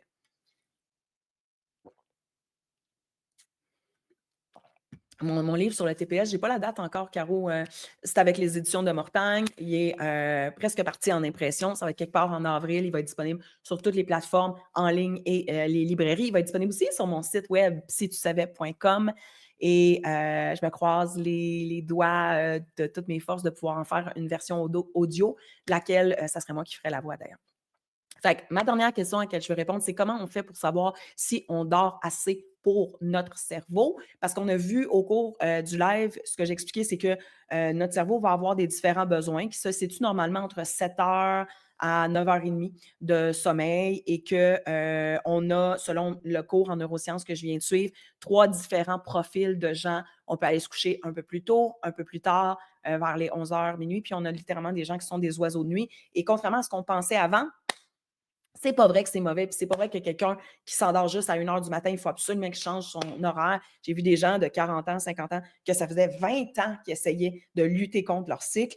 Et c'est super intéressant dans le cours avec les toutes, toutes, toutes dernières découvertes 2025 sur les neurosciences et le sommeil que j'ai suivi. Ça a vraiment été démontré que non, enfin, c'est un mythe. Il y a plusieurs différents portraits. Fait que comment on fait pour savoir qu'en fonction de notre cerveau, on a suffisamment dormi. Je dirais, puis le cours que j'ai suivi, que l'indicateur principal, c'est vraiment ton état mental, physique et émotionnel. Donc, quand tu te sens particulièrement irritable, particulièrement confus, tu sais, que tu as vraiment de la misère à te concentrer à répétition du temps durant ta journée, tu te sens tout le temps stressé, ta mémoire est embrouillée, tu pognes les nerfs vraiment vite, il y a une possibilité que tu manques de sommeil. Évidemment, tout ce que je viens de nommer pourrait être expliqué par d'autres conditions aussi, mais ça pourrait être ça. Sur le web aussi, sur les sites de cliniques de pneumologues, on peut trouver le test de pré-test d'apnée du sommeil pour dire est-ce que je m'endors facilement, est-ce que je m'assois au côté passager, parce que je ne passe pas au côté conducteur, mais dans l'auto, puis dès que je suis assis en côté passager, je m'endors. Est-ce qu'on met un film, 5 minutes après, je dors? C'est des indications aussi que là, on manque de sommeil. Mais mon truc à moi, je sais que j'ai l'air vendu complètement, mais je le suis aussi, aux fameuses montres intelligentes. Je n'ai pas de préférence. Moi, j'ai la mienne avec mon appli. Ce qui est important, dans le fond, c'est que ta montre, elle track le sommeil. Fait que dans un bon tracking de sommeil, non seulement ta montre va te dire combien d'heures tu as dormi, mais tu vas pouvoir aller plus dans les détails. Puis dans les détails, on va voir le nombre de réveils que tu as eu, le nombre d'heures que tu as passé en sommeil léger, le nombre d'heures que tu as passé en sommeil profond, puis le nombre d'heures que tu as passé en sommeil paradoxal. Et la plupart des montres sont très efficaces pour le démontrer. Quand on voit que sur la montre ou qu'on fait le petit test là, d'apnée du sommeil, puis que, oups, hey boy, OK, ouais, j'ai un score élevé, on va essayer d'aller découvrir. Et là, ça peut être avec notre médecin de famille, ça peut être avec un psychologue, d'aller investiguer pourquoi on n'a pas un bon sommeil. Parce que là, on veut trouver pourquoi pour le fixer. Non, je ne vais pas parler de l'épilepsie, Bibi. Euh, donc, c'est ça. Fait que ton état mental, ton état physique, ton état aussi cognitif, hein, ta capacité de concentration, ta capacité d'apprentissage, ta mémoire, quand ils sont embrouillés, on a une bonne idée qu'on a manqué de sommeil. Mais ça, ici, oui, oui, il y a une raison, Angélique. Tu es la première personne à me poser cette question-là. Angélique me demande pourquoi tu portes le cadran à l'intérieur. Je vais te le montrer. Parce que, ben, premièrement, la petite peau qui est ici est plus fine. Les veines qui sont lues avec le capteur derrière, c'est vraiment mieux lu. Mais dans mon cas, c'est parce que sinon, la montre, elle tombe sur une partie noire, noire, noire, noire de ma peau. Donc, j'ai remarqué que la lecture de, par exemple, mon rythme cardiaque était vraiment moins bonne. Et de l'autre côté aussi. Alors, j'ai toujours la montre sur l'intérieur du poignet. Et selon si je travaille à l'ordi, je vais la mettre à gauche pour que ma main droite soit libre pour la souris. Sinon, je la mets sur ma main droite. On la met normalement sur la main inversée de la main qu'on est. Moi, je suis gauchère. Mais là, quand je le mets à gauche, ça m'empêche, ça me fait mal avec la souris. Fait que je passe mes journées à la switcher de poignet. Fait que c'est ça, tu sais, de tracker le sommeil, ça peut être vraiment, vraiment une bonne chose. On a des applis aussi qui peuvent t'enregistrer pendant que tu dors, voir si tu ronfles. Quand tu ronfles beaucoup, c'est un indice aussi par rapport, à l'apnée du sommeil. J'en ai parlé plus tôt dans le live. L'apnée du sommeil, c'est une condition qui est vraiment sérieuse, qui peut être vraiment destructrice pour ton sommeil, donc qualité, sommeil paradoxal, profond, mais aussi là, pour les organes, à long terme sur la santé physique et mentale, c'est extrêmement mauvais. Moi, j'en souffre en fait, là, j'ai encore l'apnée, la machine de CPAP. Moi, elle compte les heures où je suis allongée, mais je ne dors pas, donc c'est faux. Ben, c'est ça, peut-être que la tienne n'est pas assez précise. Ça serait intéressant de... C'est Rachel, tu es radieuse. Si c'est la Rachel que je pense, ben bonjour. Merci d'être là. Ouais, c'est bon à savoir, blablabla, blablabla. Bon, OK, OK, j'ai pas le temps de lire tout ça. Mais je vais lire, parce que là, je suis sur la fin du live, donc ceux qui viennent d'arriver, sachez que ce live-là, qui portait sur le sommeil et le cerveau, va être en rediffusion pendant 1 mois sur mon YouTube, donc dans la section en direct. Et c'est ça. Moi, c'est une Fitbit, Nat. Euh, je sais que c'est plus cher. Ça, on peut checker sur Marketplace pour l'avoir, peut-être l'acheter usagé. Mais ouais, c'est vrai que la qualité du tracking du sommeil est meilleure. Puis le reste aussi, d'ailleurs, j'ai remarqué, comme quand, par exemple, je fais du cardio au gym, tout ça, que c'est vraiment plus accurate que l'ancienne que j'avais. J'avais envoyé une requête sur ton site pour avoir un retour. Je ne suis pas sûre de ce que tu parles, Yannick. Euh, J'ai dit tantôt, pendant le live, je reçois comme entre 2 et 500 courriels par semaine. Donc, des fois, ça me prend du temps à répondre. Si tu as envoyé un formulaire sur mon site, ça m'envoie un courriel. Donc, je finis par y répondre. Si ça fait plus que 2 semaines, tu pourrais m'envoyer carrément un courriel à vero@commercial-si-tu-savais.com. Mais je peux répondre tout de suite aussi pour les gens qui veulent que je les suive en individuel. Je ne prends plus aucun patient en individuel. En fait, je n'ai pas de patient en individuel. Je suis consacrée à 100% à faire des vidéos, des conférences, des vidéos sur les réseaux sociaux et mes programmes de thérapie en ligne, dont la thérapie évolution. J'ai aussi quelques ateliers qui vont sortir le 14 mars sur le TPL. Il faut surveiller un peu sur mon site si tu savais c'est quoi les offres, parce que c'est ça que je peux offrir, mais je ne fais pas de suivi individuel. Donc, voici, parce que là, on va bientôt finir. C'est super passionnant. Vous êtes plein de monde à me poser des questions. J'aime ça. J'ai goût de rester avec vous autres. Mais là, ça fait 1h40. J'ai vraiment, vraiment beaucoup de chats à flatter, parce que moi, je ne flatte pas les chats, hein, je les flatte. Donc, j'ai beaucoup de choses à flatter, beaucoup de chats à flatter aujourd'hui. Donc, voilà. Fait que je lance mes... là, ça ne sert à rien de m'envoyer des demandes pour co-héberger mon live. On ne fera pas ça. Des pistes de réflexion pour toi. Donc, ce n'est pas des questions à répondre aujourd'hui ici, c'est juste vraiment des ouvertures, des réflexions qui vont peut-être t'amener des prises de conscience. La première question, c'est quel est ton rapport au sommeil? Est-ce que tu considères que c'est une ressource absolument essentielle? Est-ce que tu as une hygiène? Est-ce que tu fais attention à ça? Ou tu considères comme moi avant que c'est une perte de temps puis que ça passe en dernier dans ta vie? Fait que ça, c'est une question, je ne veux pas que tu répondes ici, je veux juste que tu y réfléchisses, tu gardes ça dans ton chapeau. Ma deuxième piste de réflexion, c'est comment est-ce que ton humeur change quand tu manques de sommeil? Est-ce que tu prends conscience de toute l'impact de la fatigue, par exemple, sur ta perception du monde, sur, hem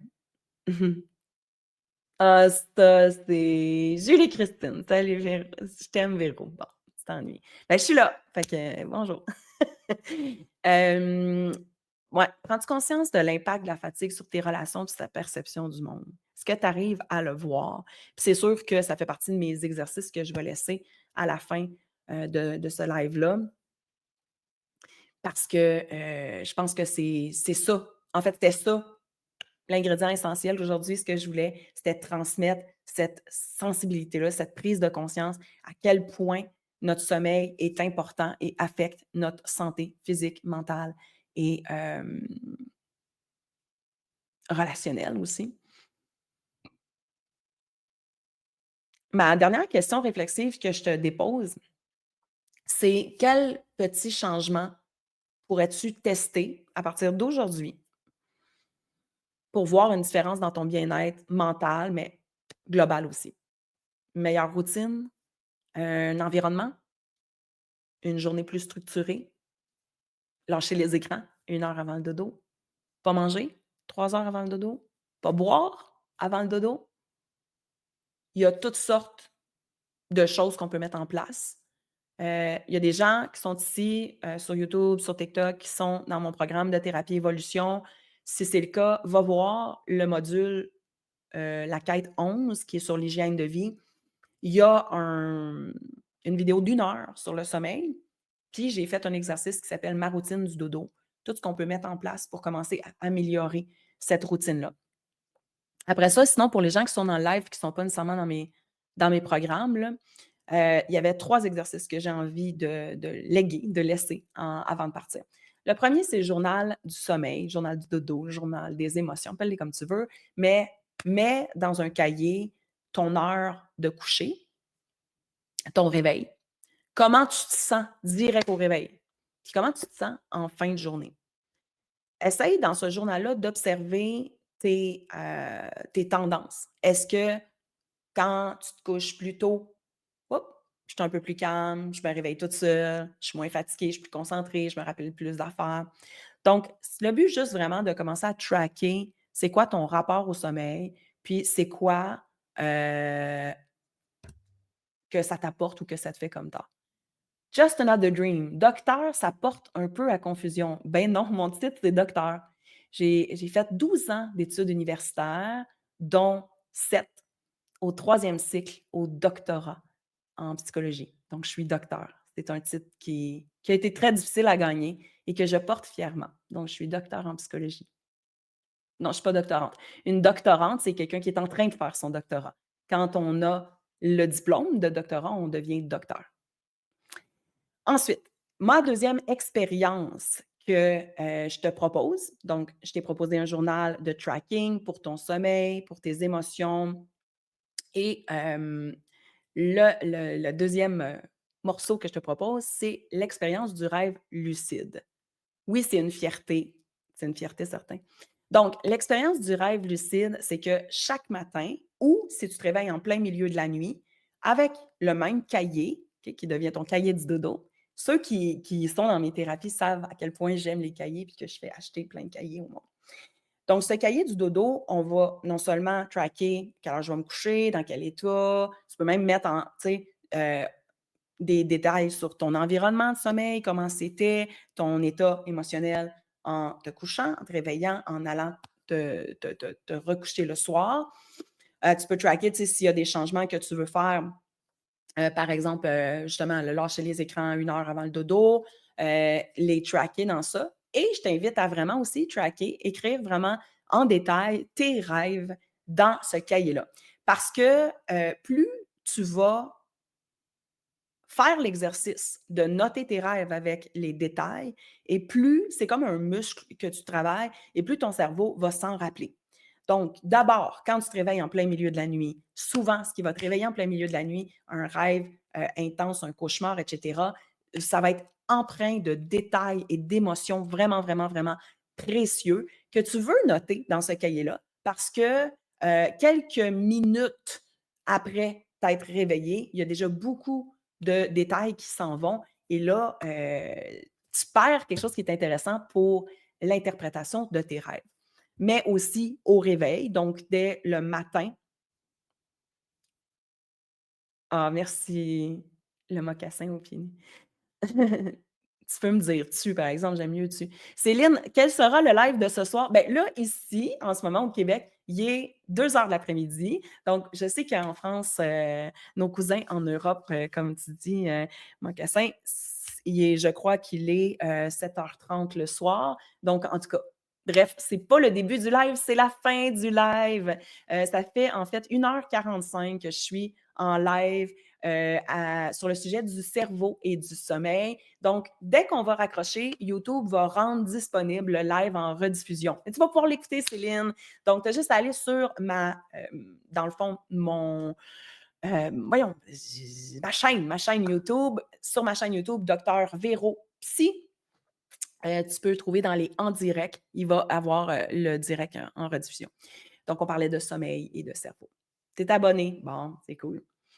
Fait que, je reviens à mon exercice que je disais, on va écrire donc le maximum de détails possibles sur le rêve. Tu vas voir comment, quand tu prends cette habitude-là en te réveillant, d'aller écrire tout de suite tout ce que tu peux te rappeler du rêve, ou encore mieux, quand c'est le rêve qui t'a réveillé en plein milieu de la nuit, que tu écris tout ce qui te reste comme souvenir. Il y a tellement, tellement plus de détails. Puis comme j'ai parlé dans le live, il n'y a aucun livre d'interprétation des rêves qui peut te dire ce que ton rêve veut dire parce qu'on a parlé aujourd'hui de neurosciences, de comment le sommeil paradoxal était une phase du sommeil où ton cerveau était dans think outside of the box, donc le cortex préfrontal qui pense rationnellement et logiquement est complètement endormi. Et là, on peut vraiment penser et vivre et digérer les choses, dont les difficultés émotionnelles, vraiment différemment. Et les rêves sont teintés, c'est pour ça que les rêves sont autant bizarres. Fait que plus tu vas noter tes rêves, plus tu vas pouvoir commencer à associer des éléments du rêve, surtout ton ressenti. Fait que moi, si je te dirais les détails, c'est bon, mais c'est bien moins important que ton ressenti durant le rêve. Fait que ça, on va essayer de noter ça. Puis mon troisième conseil, mais c'est de mettre tout en place pour avoir une routine du dodo le plus optimisée possible. Premier conseil, on arrête les écrans 1 heure avant le dodo. Donc, dans cette optique-là, je sais que c'est difficile. J'ai des experts, des collègues experts de la dopamine, hein, de l'addiction à la dopamine, de comment, quand on est sur nos cellulaires, ça génère de la dopamine. Puis là, on a vraiment, vraiment, vraiment de la difficulté à ne pas être sur nos cellulaires. Donc, c'est une habitude à mettre en place, petit pas par petit pas par petit pas. Je le sais, tu n'es pas capable, Josiane, puis moi aussi, j'ai eu vraiment de la misère pendant longtemps. Il a fallu que je trouve des choses qui me faisaient vraiment plaisir. Et là, Josiane, tu me connais, je vais te dire ceci. Au lieu d'essayer de commencer à lâcher tes écrans 1 heure avant d'aller te coucher, est-ce qu'on pourrait s'entendre pour lâcher ton cellulaire 10 minutes avant d'aller te coucher et que ce 10 minutes-là, tu fasses quelque chose? Et là, dans ces quelque chose-là, il y a plein d'options. Il y a, là, je te nomme toutes mes options que j'aime, mais tu pourrais en trouver d'autres aussi. Il y a dessiner. Il y a faire des mandalas. Donc, tu sais, mandala, tu as juste à colorier, tu n'as pas besoin de réfléchir, tu n'as pas besoin non plus d'être une grande artiste si ce n'est pas ton cas. Il y a faire des sudoku écrits là, dans un cahier, des mots mystères, des mots croisés, faire des casse-têtes, lire un bon bouquin qui te fait rire, qui te divertit, qui te passionne. Tout ça, ce sont des activités cognitives qui brûlent ton cerveau au lieu de l'allumer. Fait que je te propose à toi, Josiane, mais à toute personne qui nous écoute, quand je dis supprime les écrans 1 heure avant d'aller coucher, puis tu sais quand, oh mon Dieu, je vais m'écrouler. Puis quand j'ai commencé, pour vrai, moi aussi, je trouvais ça vraiment, vraiment, vraiment, vraiment difficile.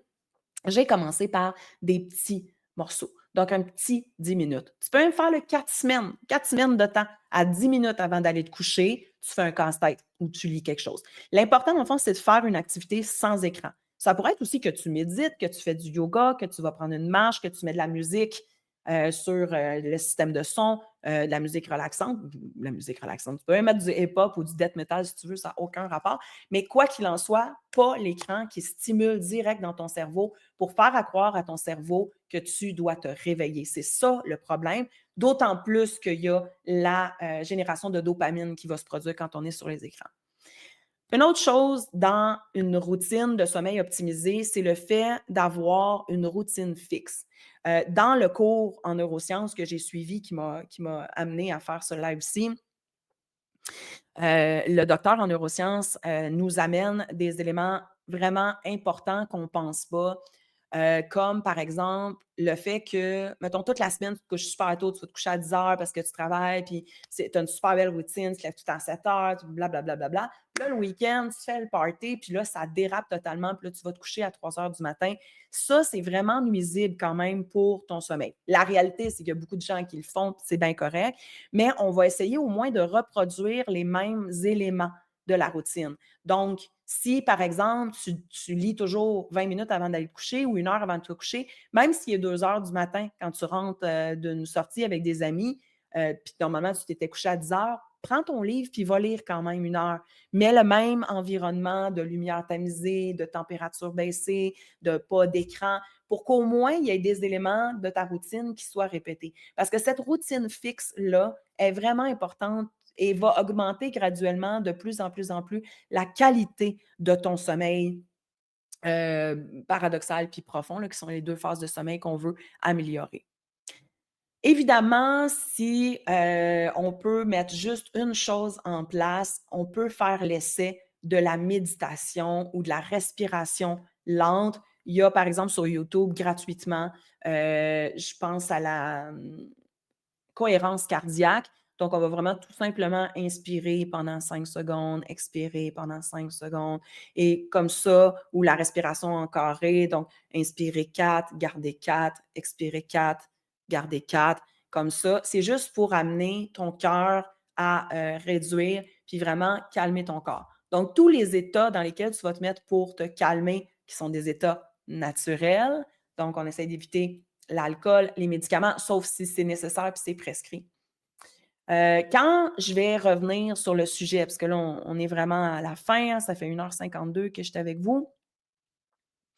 Quand je vais revenir sur le sujet, le cerveau et le sommeil, la deuxième portion, si on veut, je vais venir parler du sommeil profond. On a parlé beaucoup plus du sommeil paradoxal, comment ça affectait les rêves, qu'est-ce que ça servait aussi dans la digestion, la régulation des émotions. Il va en avoir plus, Josiane. Dans le sommeil profond, on va parler vraiment de l'intégration des apprentissages, de comment littéralement ça a été démontré pour réduire les chances de développer, par exemple, des maladies cognitives, neurodégénératives comme l'Alzheimer en ayant un sommeil profond de qualité. Fait qu'on va parler de ça. Puis on va parler, entre autres, de la mélatonine. La dernière chose que je pourrais dire, puis que j'ai appris dans ce cours-là par rapport à la mélatonine, c'est que vers l'âge, je vais dire, dans le cours, il nous disait autour de 40 ans, notre cerveau commence à produire moins de mélatonine. Mélatonine, c'est une hormone naturelle qu'on produit, mais qui, quand on en manque, pour des raisons soit de notre cerveau vieillit puis en produit moins, ou pour des raisons de stress intense ou d'apnée du sommeil, à ce moment-là, on a beaucoup plus de difficultés à s'endormir puis à tomber dans le sommeil profond.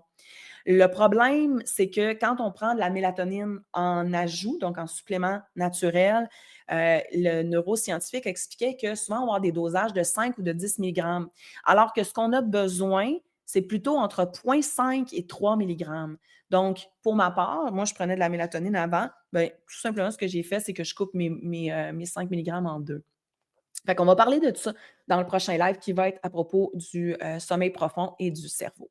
Donc, je m'arrête là-dessus. Merci énormément d'avoir été là tout au long du live. Il y a des personnes qui étaient là depuis le début jusqu'à la fin. Donc, faut croire que pour certaines personnes, je parle trop, mais que pour d'autres, c'est correct. Fait que merci d'avoir été là, d'avoir participé. Merci de me faire confiance, de me suivre. S'il y en a qui m'écoutent en ce moment et qui voudraient vraiment revoir le live de 1h45 au complet, ou ben 1h55 en fait, on peut le retrouver sur ma chaîne YouTube dans l'onglet en direct. Je ne sais pas, Nat, ça va être quand exactement? Fait plaisir. Euh, je ne sais pas ça va être quand exactement celui sur le sommeil profond. Ça devrait être mi-mars à peu près. Parce que le 6 mars, je fais un autre live.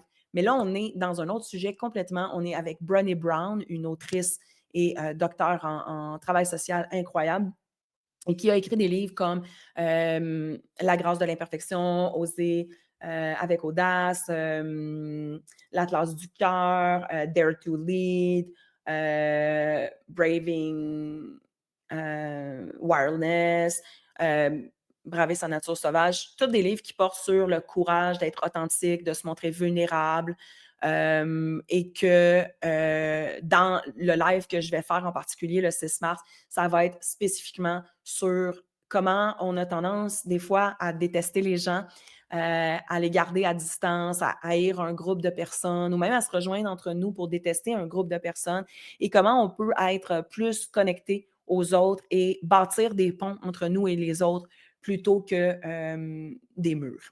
Finalement, ça va être sur ça. Fait plaisir, Jane. Ça va être sur ça mon prochain live le 6 mars. Mais celui sur le cerveau, je reviendrai. Là, j'ai presque fini le cours, en fait. Il me reste 2 heures à écouter. Probablement, ouais, probablement mi-mars. Fait que je vous quitte à tous. Je dis bonne journée ou pour nos amis d'Europe, bonne soirée, bonne nuit et on se revoit. Vous pouvez revoir le live en rediffusion sur ma chaîne YouTube dans c'est Docteur Véro Psy et c'est dans les vidéos en direct. Alors voilà, I'm out.